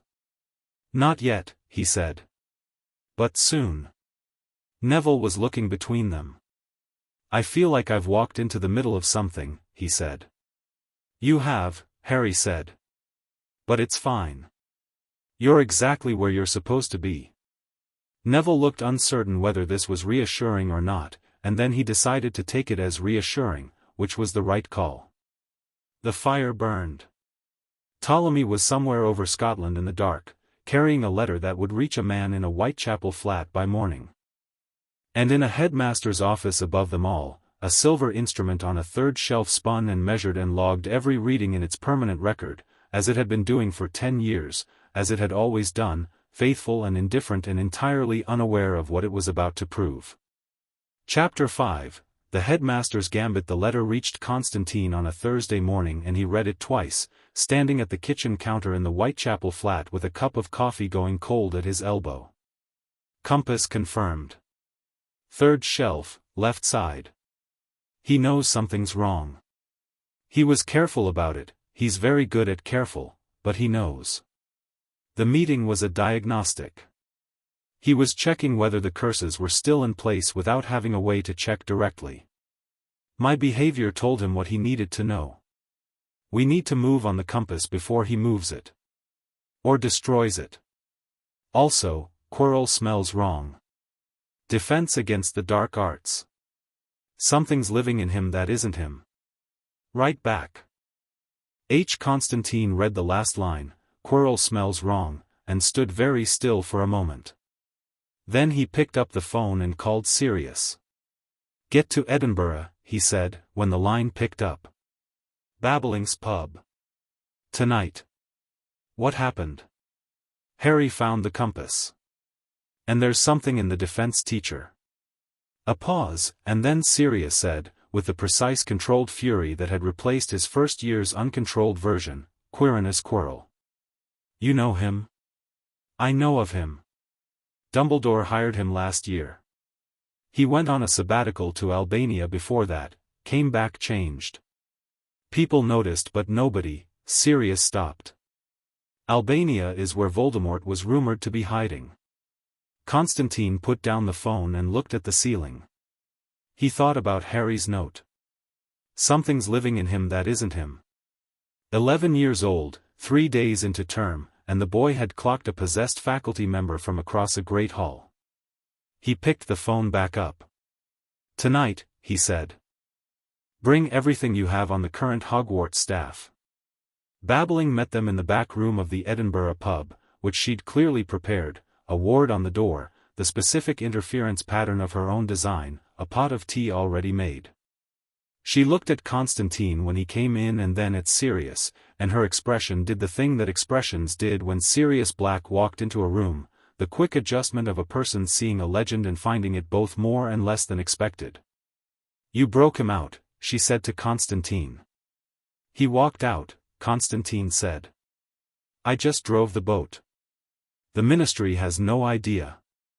"The Ministry," Sirius said, sitting down with the easy authority of someone who had spent 6 years rebuilding himself into someone who took up the right amount of space, "has a great many ideas, none of which are correct." Babbling poured tea. "What do you need?" "The compass," Constantine said. "I need it out of Dumbledore's office before he decides to move it. And I need it intact, it logs access, every reading, permanently. That log is the direct link between Dumbledore and the curse architecture in Harry's core." Babbling wrapped her hands around her mug. "You want me to take it? I want you to get me access to take it. Or tell me if there's another way." She was quiet for a moment. "His office has layered wards. Personal, institutional, and 3 that I've never been able to identify the origin of. I've been in that office perhaps 8 times in 20 years and the wards read me every time. He knows who's been there, when, for how long. If you were in there legitimately, there's no reason for me to be in there legitimately. He'd know immediately if I accessed it." "What about a student?" Sirius said. Both of them looked at him. "Harry's already been in the office," Sirius said. "He's confirmed the compass location. If he went back, I'm not sending an 11-year-old to steal evidence from the most powerful wizard in Britain," Constantine said. "Harry would disagree with your framing," Sirius said. "Harry's opinion on the matter is not the deciding factor here." Sirius looked at him with the expression he wore when Constantine was being what Sirius called obtusely protective in a way you won't admit is protective. "I'm not saying send him in unprepared. I'm saying he's already there, he's already got access, and he's already got more operational awareness of that office than either of us. He's 11. He's Harry," Sirius said, which was not a counterargument in any logical sense and which was also, Constantine recognized with considerable annoyance, completely accurate. Babbling was looking at her tea. "There may be a third option," she said. "Dumbledore has a deputy. Minerva McGonagall." A pause, heavy with something. "She and I are, not enemies. We have never discussed what I suspect, what I know, but she is not a stupid woman and I do not believe she is unaware that certain things are wrong." She looked up. "I don't know if she would act. But I know she would listen." "If she acts and Dumbledore finds out she listened," Sirius started. "Minerva McGonagall has been at Hogwarts for 40 years, Babbling said quietly. "She is not afraid of Albus Dumbledore. She is, loyal to him. That is different. And loyalty, unlike fear, can be redirected when given a sufficient reason." The room was quiet. "Set up the meeting," Constantine said. "I'll handle it." Babbling nodded. "The Quirrell problem," Sirius said. "If Voldemort is in him, then Dumbledore knows," Constantine said. "Or suspects. And he's letting it run." Sirius went very still. "Why would he? Because if Voldemort is in Hogwarts and moving towards something, the Philosopher's Stone is in the school, yes." He looked at Babbling, who confirmed it with a short nod. "Then Dumbledore is running a controlled scenario. He wants Voldemort to make a move, wants Harry to be involved in stopping it, because a Harry who faces down Voldemort at 11 and wins is a better weapon than one who hasn't been tested." Constantine's voice was flat. "It's not malice. It's husbandry." The word landed in the room like a stone dropped in still water. "We're not letting that happen," Sirius said.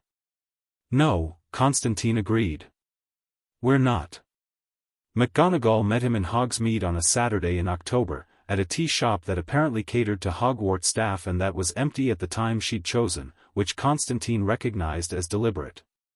She was exactly what he'd expected from the dossier he'd assembled, upright, sharp-featured, wearing tartan with the precision of someone who had made personal expression into armor.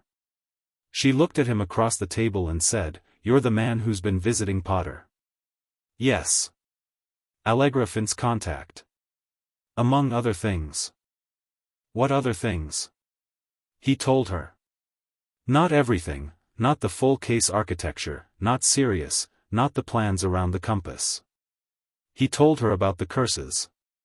He described the architecture in the level of technical detail that would be meaningful to someone who had spent 40 years studying magic, and he watched her face while he described them. She was extraordinary at stillness. Her face moved not at all for the entire description, which was its own kind of tell. A composed person shows small reactions, a person actively suppressing reactions shows nothing. He watched the effort of it. When he finished, she was quiet for a long time. "You removed them," she said. "Yes." "When?" "He was 5. Another silence. She looked at her untouched tea. Outside the window, Hogsmeade went about its Saturday business, students in small groups, a few staff members visible at a distance. "I have wondered," she said, very quietly, "for many years. About certain things." A pause. "About the night he was left with the Dursleys. I argued against it. I told Albus that the family was unsuitable.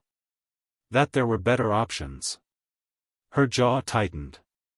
"He told me it was necessary. That the blood wards required it. And I trusted his judgment because I had always trusted his judgment and because he is," she stopped.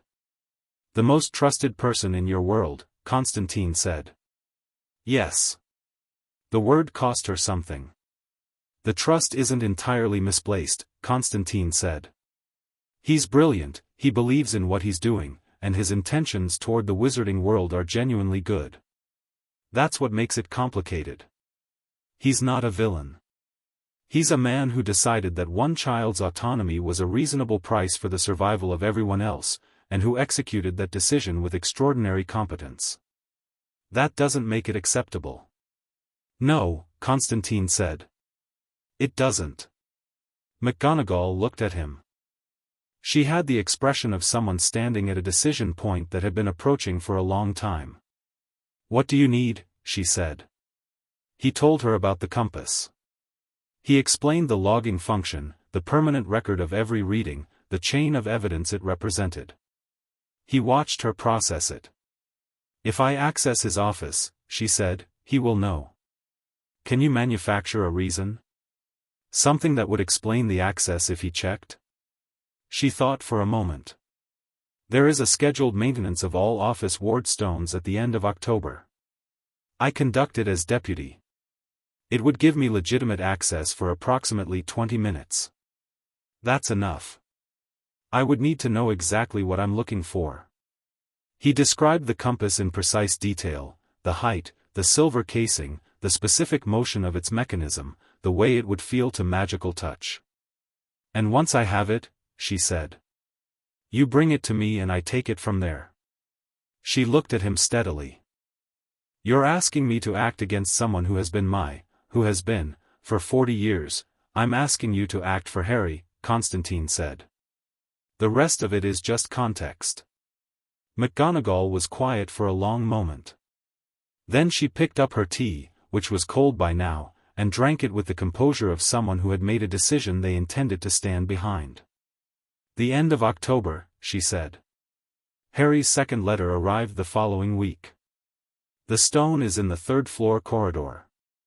Everyone knows there's something there." Dumbledore announced it at the start of term like it was a threat and a test at the same time. Quirrell goes pale when someone mentions it. "His classes are a disaster. I've been reading the theory myself because what he teaches doesn't match it. I've been watching him. There's a second magical signature in his aura, faint, but there. Hermione says I'm imagining it. Neville doesn't say anything but he watches Quirrell too now. When are you coming to Hogsmeade? I have the rest of October's Saturdays free. Constantine wrote back, end of October. Stay away from the third floor and stay away from Quirrell until then. Both instructions are negotiable depending on circumstances, which I am telling you only because you'll negotiate regardless. Harry wrote back, understood. Also Draco Malfoy has started following me at a distance and I can't tell if it's surveillance or curiosity. Constantine wrote back, probably both. October moved. Hogwarts did its Hogwarts things, classes and meals and the accumulated daily architecture of a school that had been in business for 1,000 years. Harry moved through it with the adaptive precision that had always been his most useful quality, learning the texture of the place, its rhythms and its exceptions. He was, academically, extraordinary. Not in the way that attracted immediate suspicion. He didn't answer every question, he didn't volunteer constantly the way Hermione did, he didn't make a performance of his knowledge. He did the work with the focused efficiency of someone for whom learning was not a means to grades but an end in itself, and the results were simply what they were. Flitwick had stopped mid-sentence on the third day of charms to look at Harry's work with an expression that suggested academic revision. Snape's potions class was a different calculation. Harry had been prepared for Snape, Constantine had been thorough about Snape, whose history with the Potter family was a complex enough tangle that Harry had spent an evening with a diagram. He'd gone into potions with the deliberate neutrality of someone withholding judgment, which was not the neutrality of indifference but the neutrality of an open mind held carefully. Snape had opened with the intimidation approach, the fast questions, the scathing tonal register, designed to establish hierarchy through public failure. When the questions had landed on Harry had answered them correctly, briefly, and without any of the performance of trying. Snape had looked at him with an expression that was hard to read, not the hostility Harry had been warned about, but something more complex, something that was perhaps the face of a man recalibrating. The animosity hadn't disappeared. But it had changed character slightly, which Harry filed as interesting. Hermione, for her part, had been increasingly intrigued by the shape of Harry's awareness. You knew the answer to every question he asked today, she said on their way back from potions. Not just the ones he asked you. So did you, Harry said. I've been studying since I was 9. So have I. She looked at him. That's not, children who grow up outside the wizarding world don't, you said you had good guidance. Yes. Who? Harry had been waiting for this question. Hermione was going to arrive at it eventually, she was too thorough not to, and he'd thought about how to answer it. Someone who cared enough to prepare me, he said. Someone who found out what I was and what I was supposed to be, and decided I should have a choice in the matter. Hermione parsed this. Supposed to be, she said slowly. What were you supposed to be? Harry looked at her. He had been measuring this for weeks, how much to tell, and when, and in what order.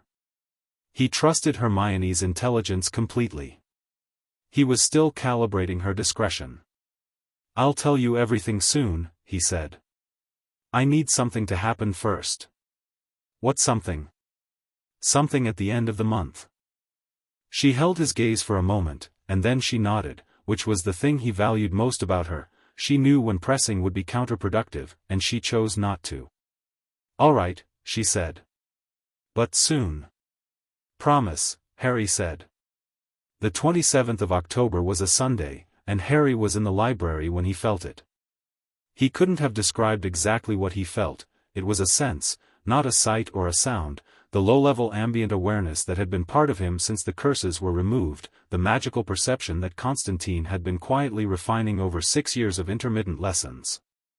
Something in the school's magical atmosphere had shifted. Something in the direction of the 7th floor. He looked up from his book. Hermione, across the table, was writing an essay on charms theory. Neville was drawing extremely detailed diagrams of a mandrake's root system. Neither of them had noticed anything. Harry stood. Where are you going? Hermione said, without looking up. Stretch, Harry said. It's 30 minutes until dinner. I'll be back." She did look up then, and whatever she saw in his expression made her put down her quill. "Harry, stay here," he said. "If I'm not back in an hour, tell McGonagall I went for a walk." Neville looked up. "That doesn't sound like 1 hour," Harry said, and left. He went up through the castle at a pace that was controlled rather than fast. Running drew attention, and what he needed was to not draw attention. He went through the 4th floor, the 5th, the 6th, following the shift in the magical atmosphere the way you follow a smell, directional and growing stronger. The 7th floor was quiet. He was midway down the main corridor when a door appeared in the wall that had not been there before. Not gradually, simply present, where nothing had been. Harry stopped. He knew what it was. He'd read about it, the Room of Requirement, which appeared when a person needed it, which was Hogwarts's way of providing what the situation called for. He'd never sought it intentionally.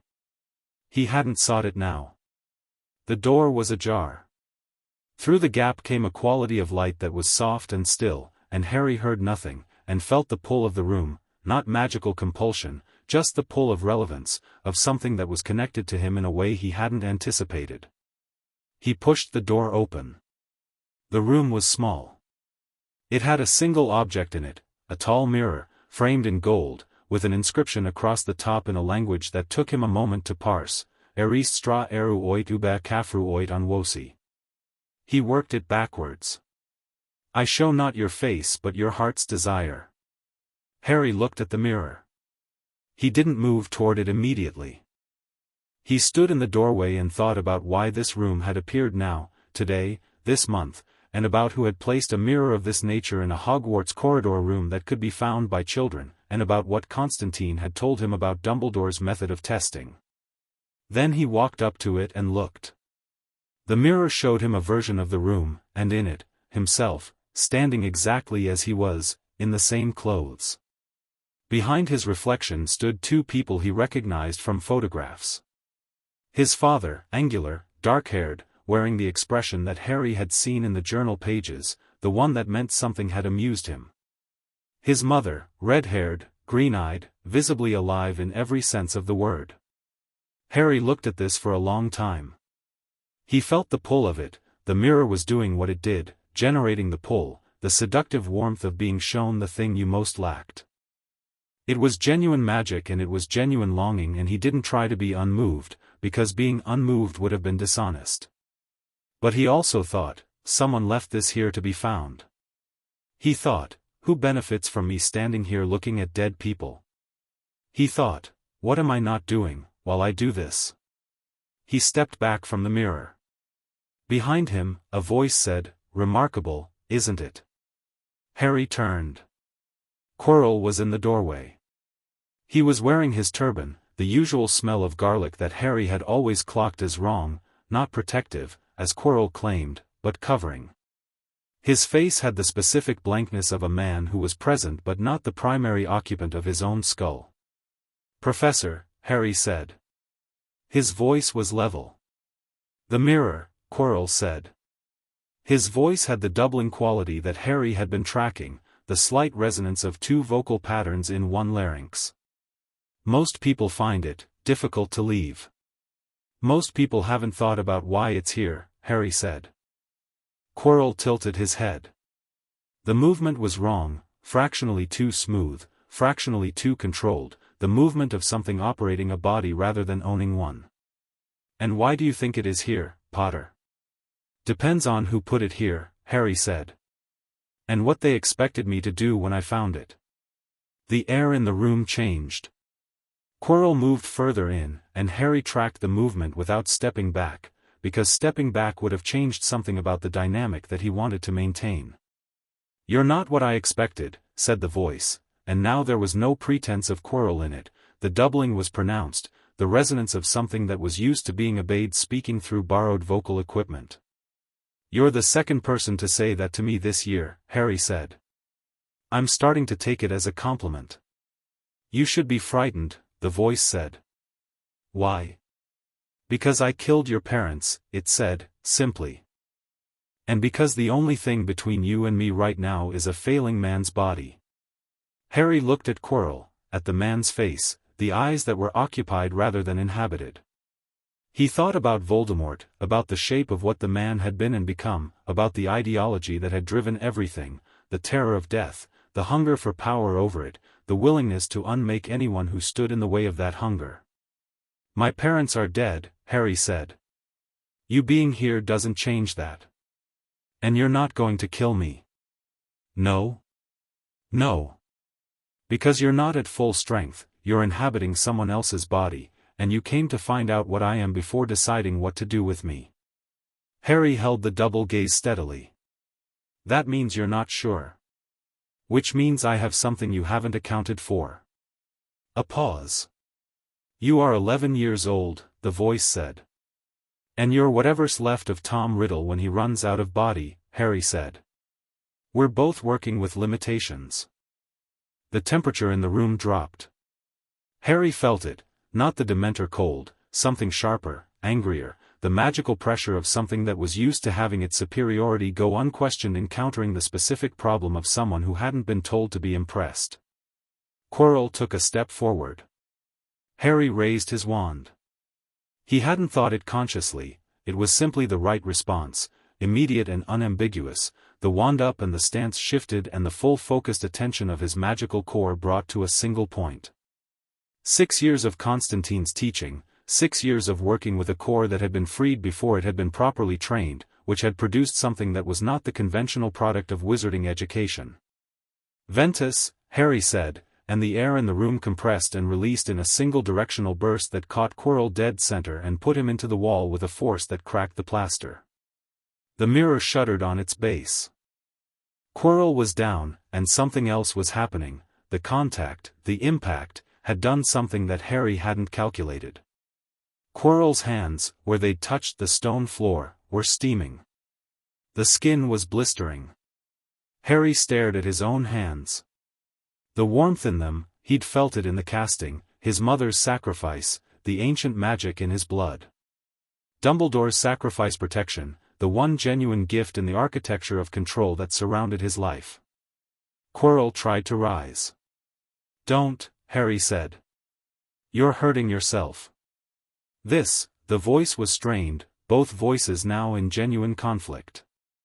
This is not possible, my mother died for me, Harry said. You can't touch me without it costing you.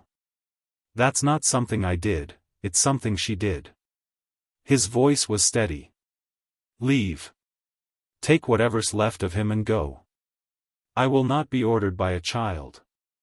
Then stay, Harry said, and I'll do it again. There was a long moment, the room, the mirror reflecting two versions of nothing, the blistered hands on cold stone, and then Quirrell's body convulsed, and the resonance in the air shifted, and something thin and cold and furious swept through the room like a bad smell with intent, and was gone. Quirrell collapsed. Harry stood over him and checked, breathing, pulse, both present, irregular but there.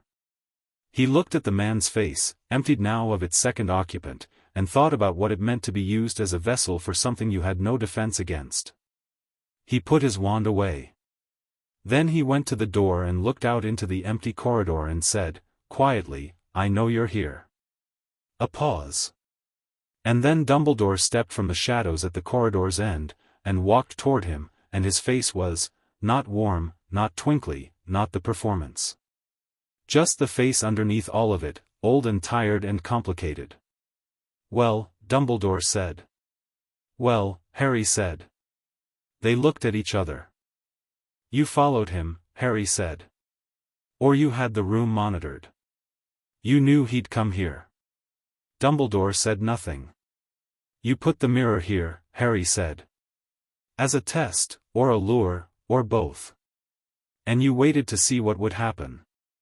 I was concerned, no, Harry said, and his voice was not angry, which somehow made it more precise than anger would have. Don't. We've been past the point of those explanations for a while and I think you know that. Dumbledore looked at him, the full weight of those blue eyes, all the intelligence behind them, fully engaged. No warmth now, no performance, just the real face of a man confronting an outcome he had not predicted. "You're not what the curses were for," Harry said. "Not anymore. And I think part of you, the part that's a real teacher, the part that actually cares about this school, that part isn't entirely unhappy about that." Dumbledore was quiet for a very long time. "You are," he said finally, "extraordinarily like your mother." "I take that as a serious compliment," Harry said. "She chose to die for me, which means she chose my life over her own, which means she believed it was worth choosing. I intend to validate that." He held the old man's gaze. "I'll make sure Quirrell gets to the hospital wing. You should probably figure out what to tell the Ministry about Voldemort being in your school." He turned to go, and got 3 steps, and then Dumbledore said, quietly, "Harry." Harry stopped. "What's coming?" Dumbledore said. "Voldemort, his return. It is coming, regardless of tonight. And when it comes, I know," Harry said. "I'll deal with it. On my terms, with people I choose, in a way that I decide." He turned just enough to be heard clearly. "That's the difference between a weapon and a person, Professor. A person decides." He walked back down the corridor. Behind him, he heard Dumbledore enter the room, heard the sound of a man who dealt in strategy confronting the specific grief of having his strategies outlive their architecture. He found Quirrell an unconscious burden that required the help of 2 sixth-year Gryffindors who happened to be in the nearby corridor, and the story he told them, Quirrell had a fit, Harry had been passing, basic magical incident, was boring enough to not invite scrutiny. He made sure Quirrell reached Madame Pomfrey. Then he went back to the library, where Hermione had not moved from her seat, and Neville was on his 3rd Mandrake diagram, and the fire was still burning, and it was, by his count, 47 minutes since he'd left. He sat down. Hermione looked at him. At his face, at his hands, at the specific quality of his stillness. "I said I'd tell you everything soon," Harry said. "It's soon." She put down her quill and folded her hands and gave him her complete attention, which was a significant thing to be given. So he told her. He told her about the curses and Constantine and Sirius and the 6 years of building. He told her about Dumbledore and the compass and what was coming. He told her about tonight, about the mirror and Quirrell and something cold and thin and furious sweeping through a room and leaving through the ceiling. He told her everything. She listened without interrupting, which cost her something, because she had the kind of mind that was designed to interrupt, and she spent the entire time not doing it with visible effort. When he finished, she was quiet. Neville was looking at Harry with eyes that were a great deal wider than the Mandrake diagrams had required. "The compass," Hermione said finally. "It's still in the office? McGonagall's getting it on Wednesday. And after that the case is complete. Constantine moves." Harry looked at the fire. "Dumbledore has maybe a week from Wednesday before it breaks." Hermione was quiet for another moment, and then she said, "He put Voldemort in the school. Not intentionally. But he knew, and he chose the scenario." She stopped. The expression on her face was the expression of someone whose model of a person they'd respected is being revised under real-time pressure. "The books. Modern magical history. He's in all of them, everywhere, and all of it is, not lies," Harry said. "He genuinely did all of it. The good things are real. He's not simply bad. He's someone who believes his own judgment so completely that he stopped asking whether it was right." Hermione looked at him. "You're not angry." "I'm very angry," Harry said. "I'm just not only angry. It's a complicated situation and uncomplicated reactions to it would be wrong." Neville put down his pencil. "What do we do?" he said. Both Harry and Hermione looked at him. "I mean," Neville looked at his hands. "I know I don't have, but I'm in it, aren't I, whatever comes next." He looked up. "My parents fought. They fought Voldemort until Bellatrix," he stopped. "I'm in it." Harry looked at him for a moment, and what he felt was not tactical calculation but something cleaner, the recognition of a person deciding, out of something real, to be present for a hard thing. "Yes," Harry said. "You're in it." He reached into his notebook and tore out a clean page and wrote Constantine's address on it and handed it across the table. "Write to him," Harry said. "Use Ptolemy. Tell him Wednesday is confirmed and the rest follows." Hermione picked up her quill to write her own letter. "Tell him what happened tonight," she said to Harry, without looking up. "About the mirror. About Quirrell. He needs to know the timeline moved." Harry looked at her. "You should have people watching your back," she said, still writing. "You're good at watching everyone else's." Harry thought about a man in a coat at the corner of Privet Drive. About a photograph of a laughing man that had been carried in a pocket that was too small for it. About the specific quality of the we that he'd said at 5 years old and meant completely. "I have people," he said. "More people," Hermione said firmly. "More is better. That's just arithmetic." Outside the library windows, October was doing its late, dark, final things, and somewhere in the castle above them, a battered mirror stood empty in a room that would change its shape by morning, and in a headmaster's office, a silver instrument on a third shelf kept its patient, incriminating record of every reading it had ever taken, and waited. Chapter 6, The Price of Freedom. McGonagall took the compass on a Wednesday. She sent word through babbling, 2 words, no context, "It's done." Constantine received it Thursday morning and spent approximately 4 minutes sitting at the kitchen table in Whitechapel looking at those 2 words before he picked up the phone. "It's moving," he told Sirius. "Get to London." Sirius arrived Friday evening with a bag that had clearly been packed in about 3 minutes and an expression that was the specific combination of ready and terrified that Constantine had come to recognize as Sirius operating at full capacity. He sat at the kitchen table and looked at the assembled case, 6 years of notebooks, Babbling's documentation, Thorne's ministry anomalies, the compass, which McGonagall had wrapped in a plain cloth and passed to Babbling who had passed it to Allegra who had brought it to Whitechapel in person, and he was quiet for a long time. "That's it," Sirius said. "That's it. All of it." "The compass alone would be enough," Constantine said. "The log is everything I said it would be. Every reading, dated, timed, duration, signature. He used it to monitor Harry's core development for 10 years. The dates align exactly with the placement windows for each of the 6 curses." He tapped the notebook. "Babbling's documentation establishes the theoretical framework and traces the specific architectural signatures to the Gaunt text. Thorne's work establishes the anomalies in your arrest. The curse architecture itself, I've documented it in 3 separate technical analyses, each one independent, each one arriving at the same conclusion." Sirius looked at the compass, sitting on the table in its cloth wrapping. "He built this," Sirius said. "It's his instrument. His hands made it, his magic runs it. The log is in his handwriting, essentially. And it recorded him doing this to Harry for 10 years. Yes. And he had it sitting in his office.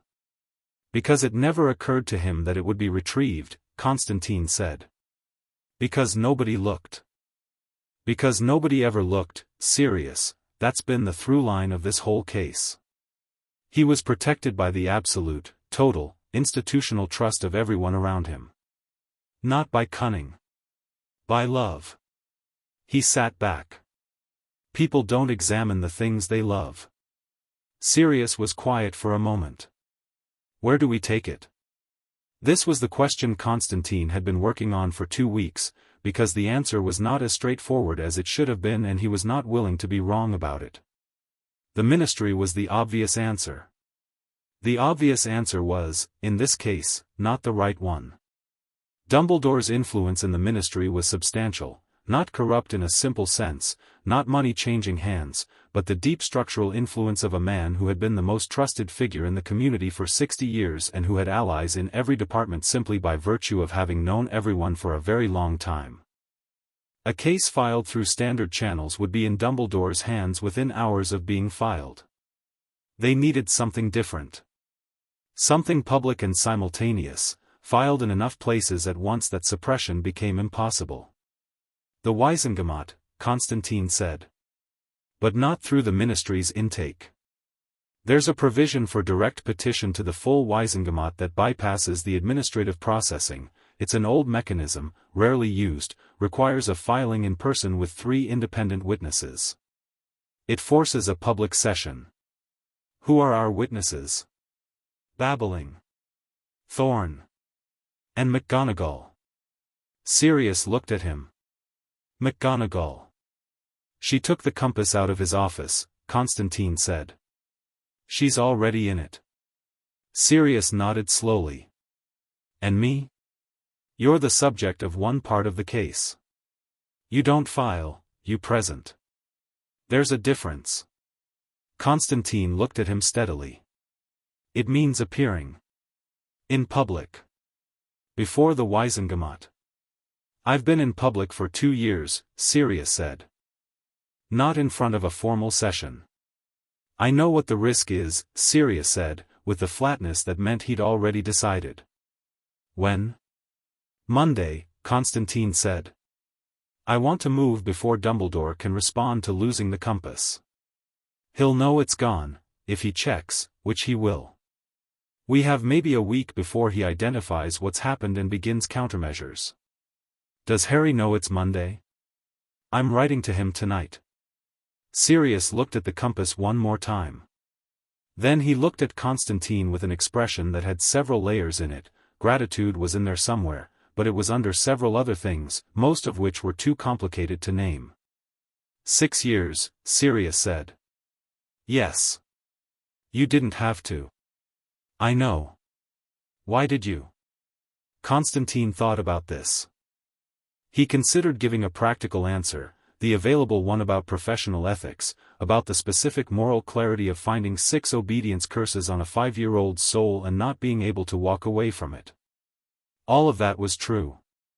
He thought about a drawing in a coat pocket. He was interesting, Constantine said. Still is. Sirius smiled.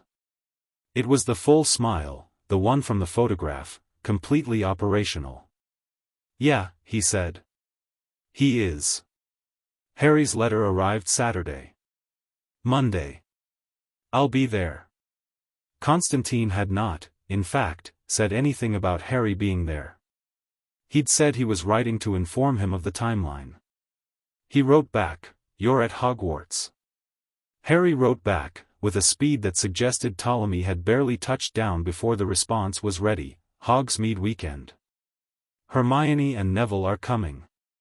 We'll be in Hogsmeade at 9. Ministry is 40 minutes by Floo from the 3 broomsticks. You're 11, Constantine wrote. The case is partly about me, Harry wrote back. Legally I'm the primary affected party. You told me that yourself. I have standing. I told you that in a theoretical context. All legal contexts are theoretical until they're not. Can we flow from the 3 broomsticks or not? Constantine sat for a moment. Yes, he wrote back. But you stay behind me and Sirius when we enter the chamber. You do not speak unless you're directly addressed. If it goes sideways you leave immediately. The response came in 4 minutes. Define sideways. I'll know it when I see it, Constantine wrote. So will you. Don't argue with me on this one. A longer pause this time. Then, deal. Also Hermione wants to know if she should bring anything.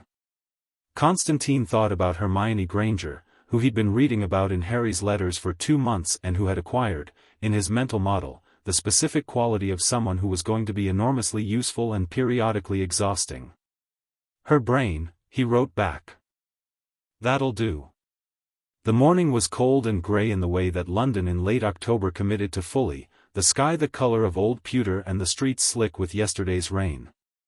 Constantine stood outside the Ministry of Magic's visitor entrance, the battered red telephone box on a Westminster side street, and looked at the people gathered around him. Sirius, in muggle clothes that Allegra had sorted for him, was leaning against the telephone box with his arms folded and his jaw set. He looked better than he had any right to after 12 years in Azkaban. 2 years of solid food and sunlight and being himself had done a great deal of work, but there was still something in how he stood that spoke of a man who was accustomed to bracing for the blow. Babbling was next to him, neat and sharp in robes that managed to be professional without being institutional.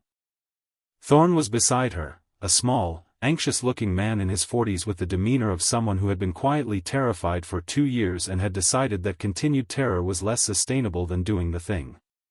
He was carrying a briefcase that contained, among other things, the most carefully organized collection of ministry filing anomalies that Constantine had ever seen. McGonagall had arrived 30 seconds ago. She was wearing full formal robes, which said something about how she was treating this. She had the bearing of a woman who had made a decision and was walking toward its consequences with her eyes open. The Floo arrival from Hogsmeade had brought 3 more. Harry came through first, steady, unhurried, wearing his school robes under a jacket that was slightly too big and that Constantine recognized as the style he'd developed for concealing his wand. He stepped out of the Floo smoke and looked around and found Constantine in the first 3 seconds. Hermione came out behind him, smoothing her robes with one hand and holding a notebook with the other, because of course she had a notebook. And Neville, who stepped out of the Floo and immediately looked like he was questioning every decision that had brought him here but who was unambiguously, solidly present. Harry crossed to Constantine and looked up at him. "You look like you slept," Harry said. 3 hours, Constantine said. "Closer to your average." Sirius was across the group in 4 strides and Harry turned and they did the thing they'd been doing for 3 years, not a formal hug, more of a collision, arms locked, the specific physical language of 2 people who had missed each other without a template for how to do it and had invented their own. McGonagall was looking at Sirius with an expression that Constantine watched carefully. She'd been told about the extraction from Azkaban. She had processed that information, and whatever she'd felt about it, she was here, which was its own statement. Sirius looked up from Harry and found her face. "Minerva," he said. "Sirius," she said. The name cost her something, the name of a man she'd believed guilty for 12 years, now standing in front of her in the flesh, older and marked by it, but recognizably himself. "You look terrible," Sirius said. "I know. I'm working on it." Her expression shifted. "You look like your mother," she said. Which is an observation, not a criticism. Sirius blinked. "That might be the most surprising thing anyone said to me since I got out." "Don't get used to it," she said. "I have 16 things to say to you about the Whomping Willow incident of 1976 and I have been waiting 12 years to say them." "With respect," Constantine said, "save it for after." McGonagall looked at him with the expression that had presumably put several generations of students back in their lanes. "Yes," she said. "After." Harry had stepped back from Sirius and was looking at the assembled group with the expression he wore when he was taking inventory. His eyes moved across each person, assessing, filing, noting the specific qualities of readiness in each face. He looked at Neville. Neville looked back. He was nervous, it was obvious, the tight shoulders, the way he was holding his bag, but he was there, entirely and deliberately there. "Thank you for coming," Harry said. "Not performed. Just direct." "You said it mattered," Neville said. "It does." "Then I'm here," Neville said, with the simple finality of someone who had decided that this was who they were going to be from here on.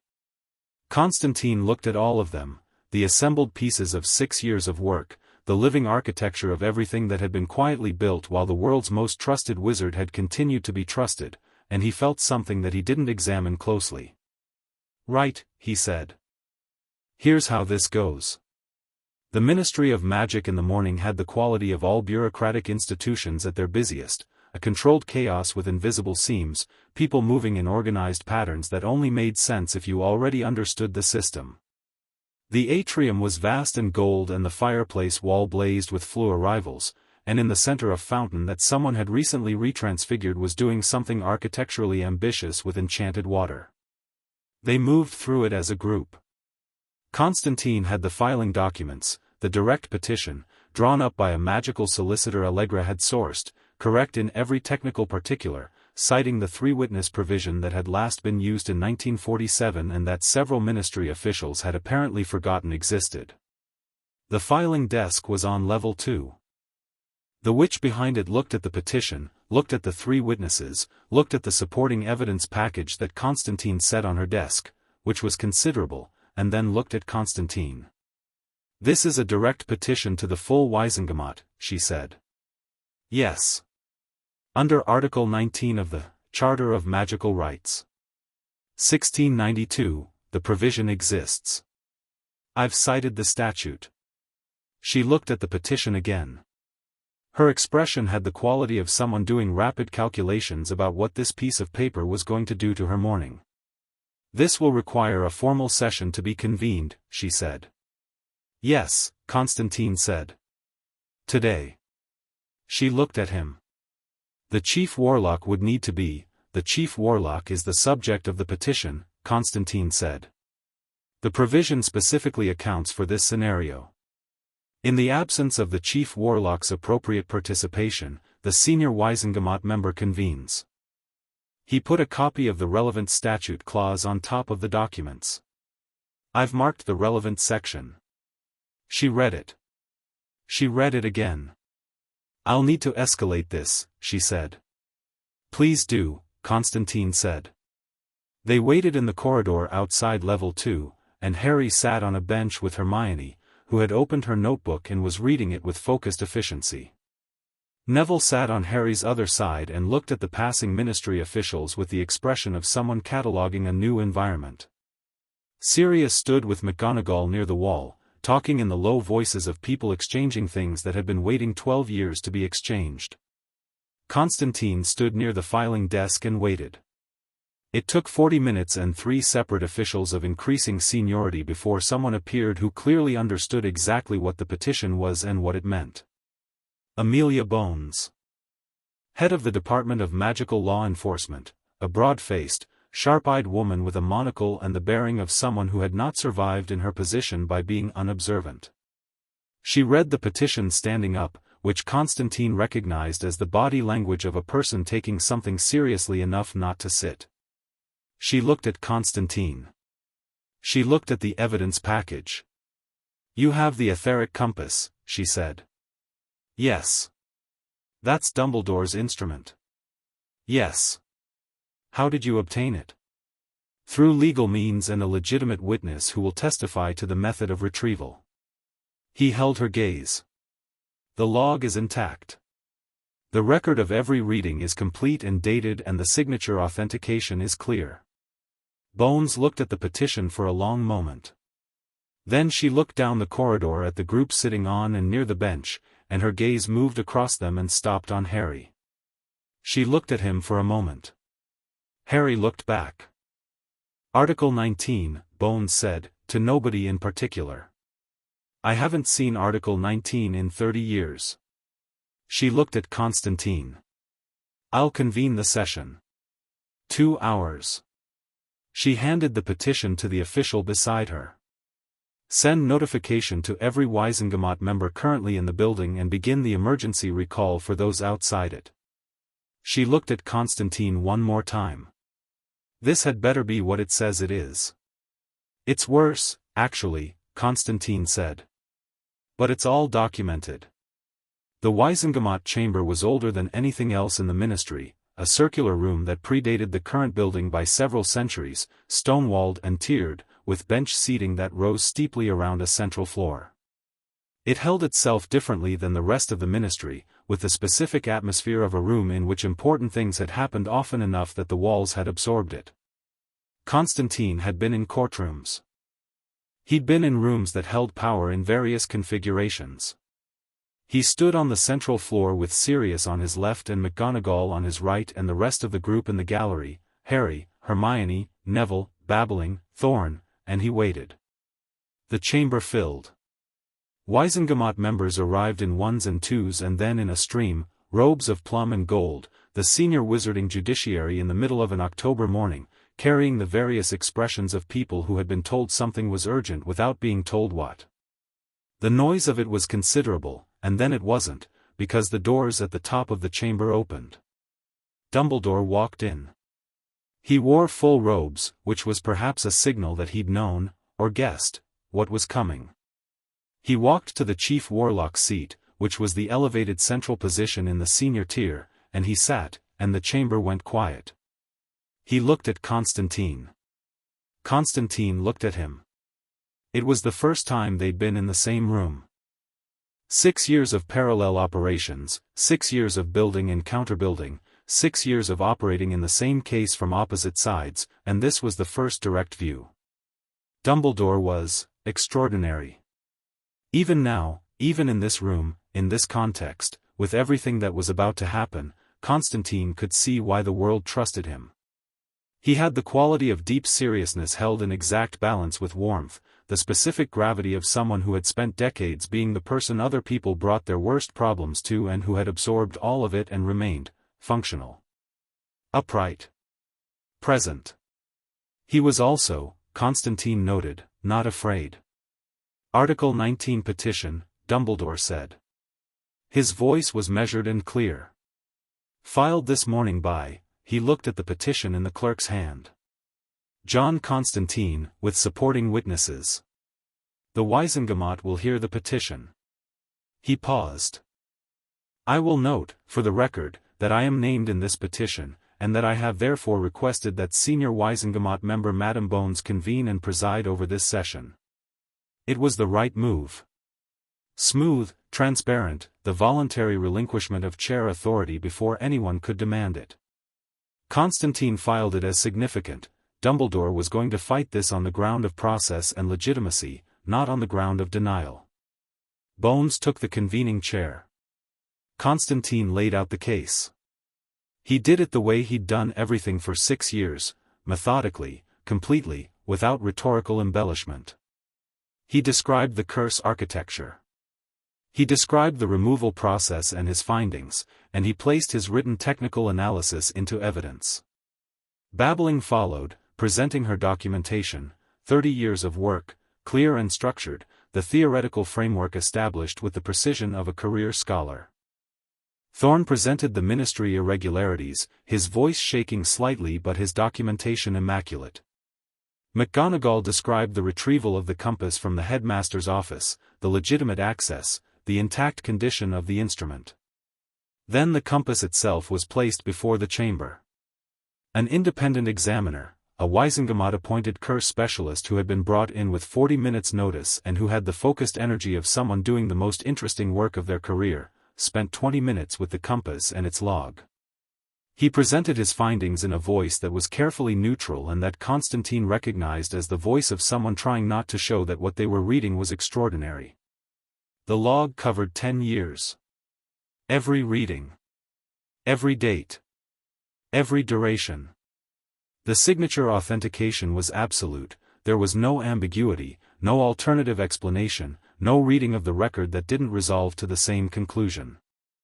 The chamber had been getting progressively quieter as the evidence was presented. Not the quiet of boredom, the quiet of a room full of people processing information that was changing something they thought they knew. Sirius spoke last of the witnesses. He stood in the center of the chamber floor and he looked up at the Wizengamot and he said, I was arrested on the 1st of November, 1981, without a trial. I have spent 12 years in Azkaban. I am here to confirm the irregularities in my arrest as documented by Mr. Thorn, and to provide my own testimony regarding the events of October 31, 1981, which I have not previously been permitted to give. He gave it. He was clear and precise and he did not editorialize and he did not break and he told the truth, all of it, the story of Peter Pettigrew and the last-minute change and the crater in Godric's Hollow and the 12 years that followed, and when he finished the chamber was so quiet that Constantine could hear the torches. Dumbledore had not spoken. He sat in the gallery now, he'd moved from the chief warlock's chair to the gallery proper once Bones had convened, which was correct procedure, and he watched and listened, and his face was the composed face of a man who had decided how he was going to behave under these circumstances before they arrived.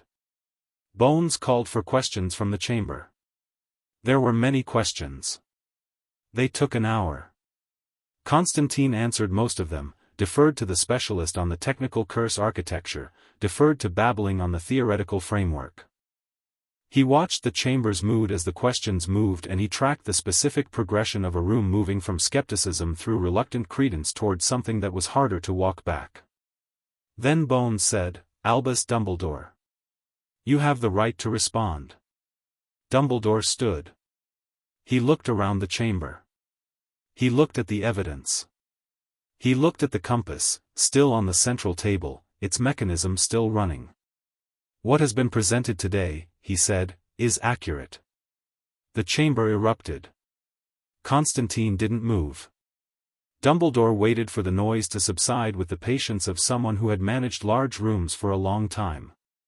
"The etheric compass is mine," he said. "The log is authentic. The readings are what they are dated." He paused. "The curse architecture that Mr. Constantine removed from Harry Potter's magical core was placed by me, at the intervals the log records, using the theoretical framework Professor Babbling has correctly identified." He looked at Constantine. "I will not deny it." The chamber was completely silent. "My reasons," Dumbledore said, "were what I believe to be the genuine preservation of the wizarding world.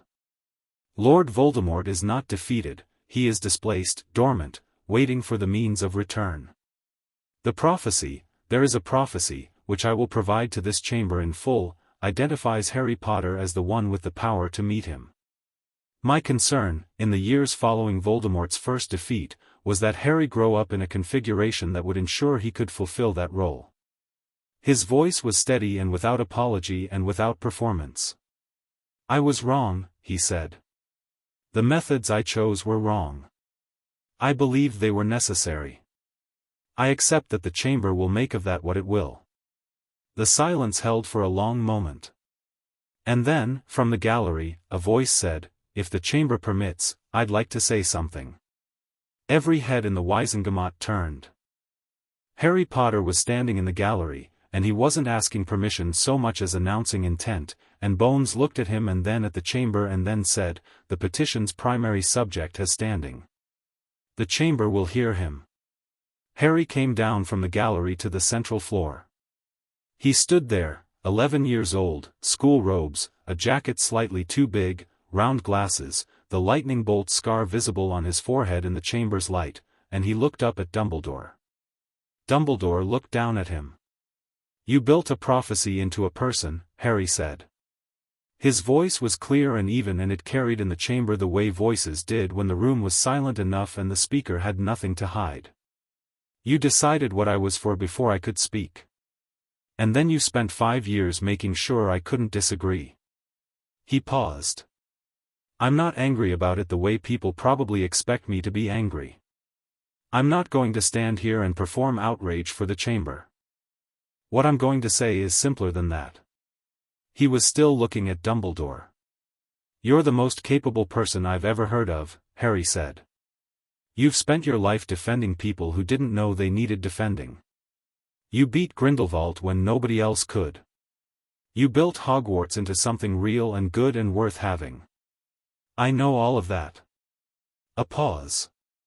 "And with all of that capability, all of that intelligence, the thing you chose to do with a child who had just lost everything was to make sure he couldn't choose." The chamber was utterly still. "I'm going to fight Voldemort," Harry said. "When the time comes, I'm going to face him, and I'm going to do it properly. Not because a prophecy told me to, not because you shaped me toward it, but because people I love are in danger, and because I'm capable, and because it's the right thing." He held the old man's gaze. "The difference between us was always going to come down to the same thing: I trust people to make their own choices. You don't." He stepped back. "That's all." He walked back to the gallery. The chamber was silent for several long seconds after he sat down. Hermione, beside him, said nothing. She put her hand briefly over his on the bench and then took it back, and that was all. Neville was looking at his feet and his jaw was tight and he was doing the thing people did when they were managing something large in a small space. Bones called the chamber to deliberation. It took 3 hours. Constantine spent most of them in the corridor outside the chamber with a coffee that had gone cold, and Sirius, who had found a window and was standing at it looking out at London in a way that suggested he was still recalibrating to the city's existence. He confessed, Sirius said. He just confessed. Yes. I wasn't expecting that. I was, Constantine said. He's strategic to the last. A denial goes badly, the evidence is too complete. A confession controls the narrative. He gets to frame it as a calculated sacrifice rather than a crime. And he gets to protect the prophecy and the reason for it, which is the one thing he genuinely needs people to understand, because without the prophecy the rest looks simply like a powerful man controlling a child. It looked like that anyway. Yes. But with the prophecy it also looks like tragedy. A man doing a terrible thing for a reason he believed in. Constantine drank the cold coffee. He's not wrong that Voldemort is coming back. That part of it is real. Sirius turned from the window. Harry knows. Harry's known for years.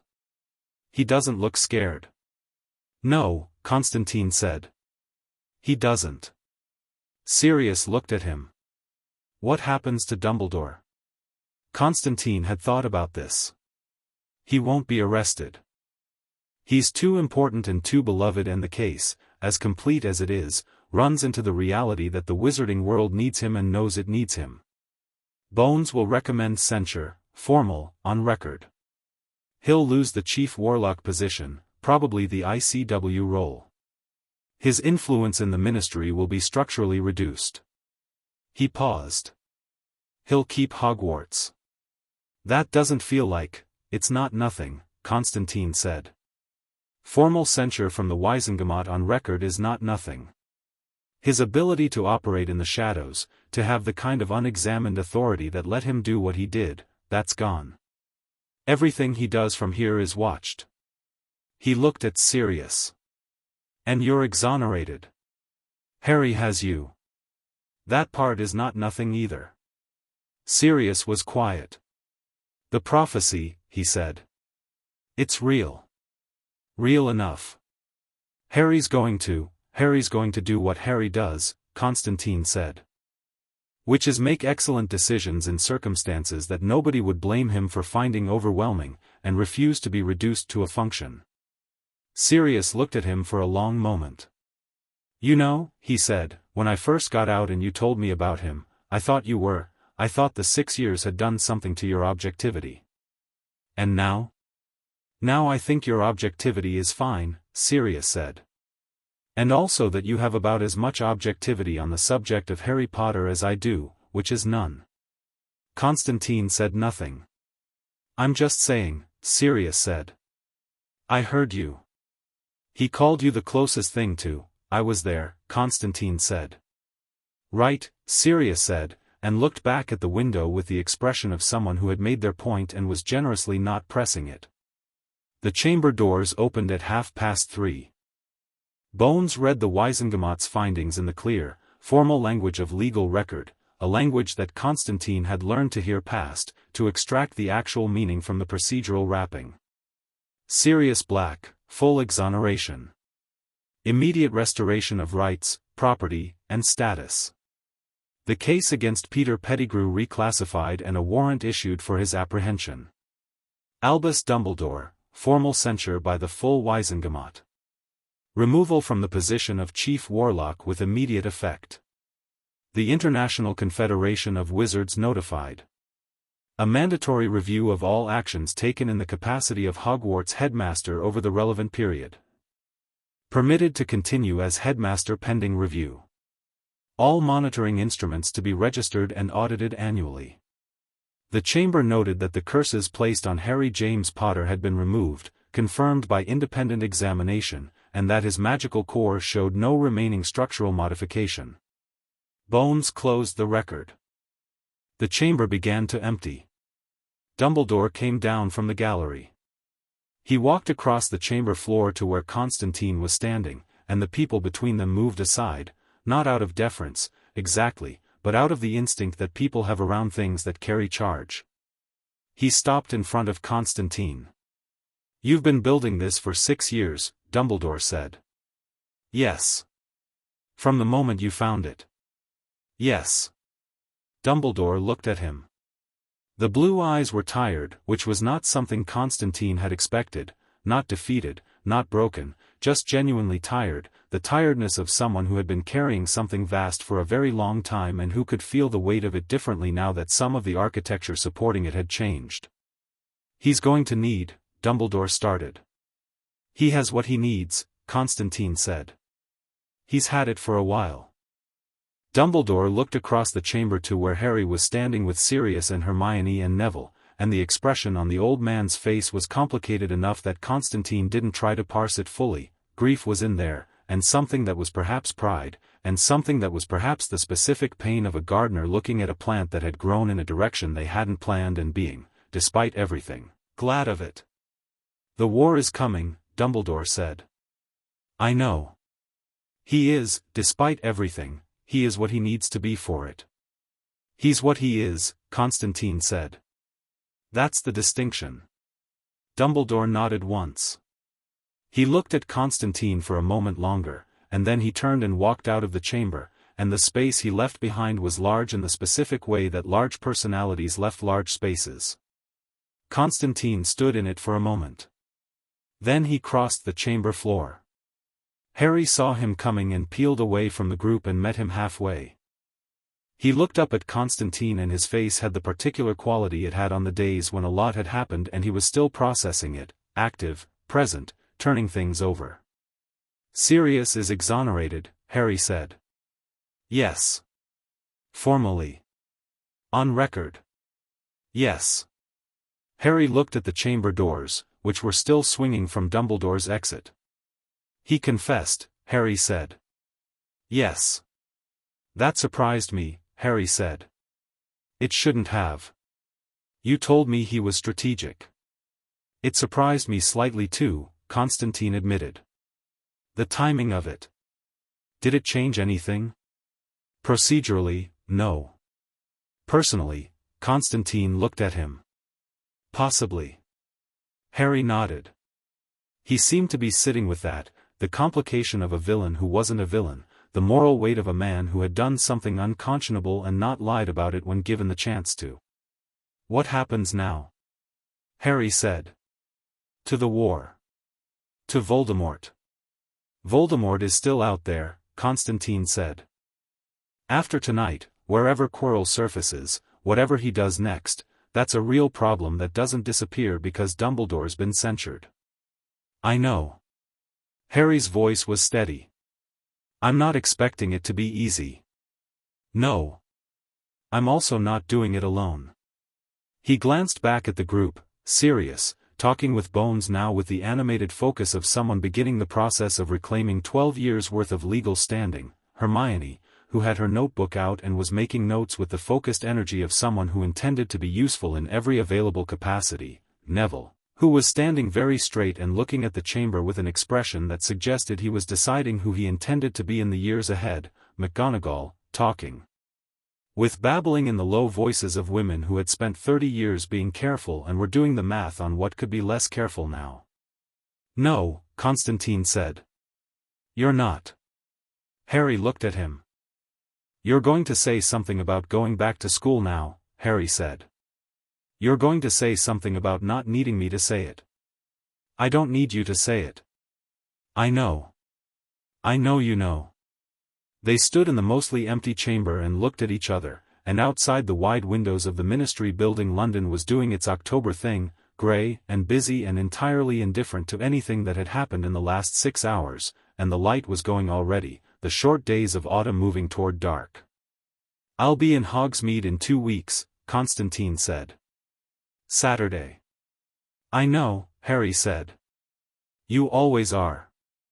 He turned and went back to the group, and Sirius caught him and put an arm around his shoulders, and Harry leaned into it for about 3 seconds exactly before straightening, and the expression on Sirius Black's face in those 3 seconds was the expression from the photograph, the full laugh, the one that transformed, except it wasn't a laugh, it was something quieter and more permanent than that. Constantine stood at the edge of the chamber and watched them. He thought about 6 years. He thought about a boy with a notebook and a system for organizing injustice and a crayon drawing that was still, as a matter of observable fact, in the inside pocket of his coat. He thought about Azkaban and a North Sea crossing and the specific sound of a man laughing for the first time in 12 years on a dark Scottish beach. He thought about Edinburgh and Whitechapel and Surrey and every Saturday garden and every question that was better than it had any right to be. He thought about Tom Riddle, who was somewhere out there reconstituting himself, who was going to come back properly eventually, who was going to find Harry Potter waiting for him, not the martyred sacrifice of Dumbledore's design, not a weapon pointed in the right direction by someone else's hand, but a person. Complicated and furious and brilliant and free, with people around him who had chosen to be there. That was the thing about weapons. You made them to be used and pointed and discharged, and that was the end of the transaction. A person was something else entirely. A person could choose the moment and the method and the ground and the company, and could change their mind, and could fight dirty if the situation called for it, and could be wrong and recover from being wrong and learn from it, and could love people badly and well and try again. He lit a cigarette. The ministry building didn't permit smoking, he was aware of this. He smoked it anyway. Hermione caught his eye across the chamber, and the look she gave him was the look of someone who had absorbed a great deal in a short time and who intended to continue absorbing until she understood all of it, which Constantine recognized as the look of someone who was going to be an extraordinary problem and an extraordinary ally and who had probably already decided which of those to be. He lifted his chin toward the door.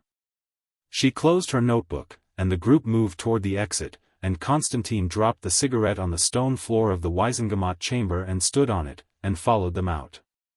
Sirius fell into step beside him in the corridor. "Pub?" Sirius said. "Definitely," Constantine said. "Harry's coming. He's 11. He'll have lemonade and tell us 3 things about the Wizengamot's procedural history that we didn't know. He'll have lemonade and tell us 3 things we didn't know and then demand a full debrief on what comes next," Constantine said. "Yes," Sirius said. "Isn't it great?" Constantine looked at him. Sirius looked back, and the expression on his face was the one that had been getting more consistent for 2 years, the one that meant he was present, entirely, in the moment he was actually in. 12 years in Azkaban and 2 years of reconstruction and an October Monday in the Ministry of Magic, and here he was. Here they all were. "Yes," Constantine said. "It is." The corridor carried them toward the atrium, toward the fireplace wall and the flue and the route back to a world that was not fixed, had never been close to fixed, was in fact heading toward a war that none of them were under any illusion about, but that was being faced by the right people, in the right configuration, for the right reasons. Harry was at the front of the group, and he turned once, just briefly, to make sure everyone was still there, the same movement, the same check, the same instinct he'd had at 5 sitting in a back garden deciding who was worth trusting, and then he turned back and kept going.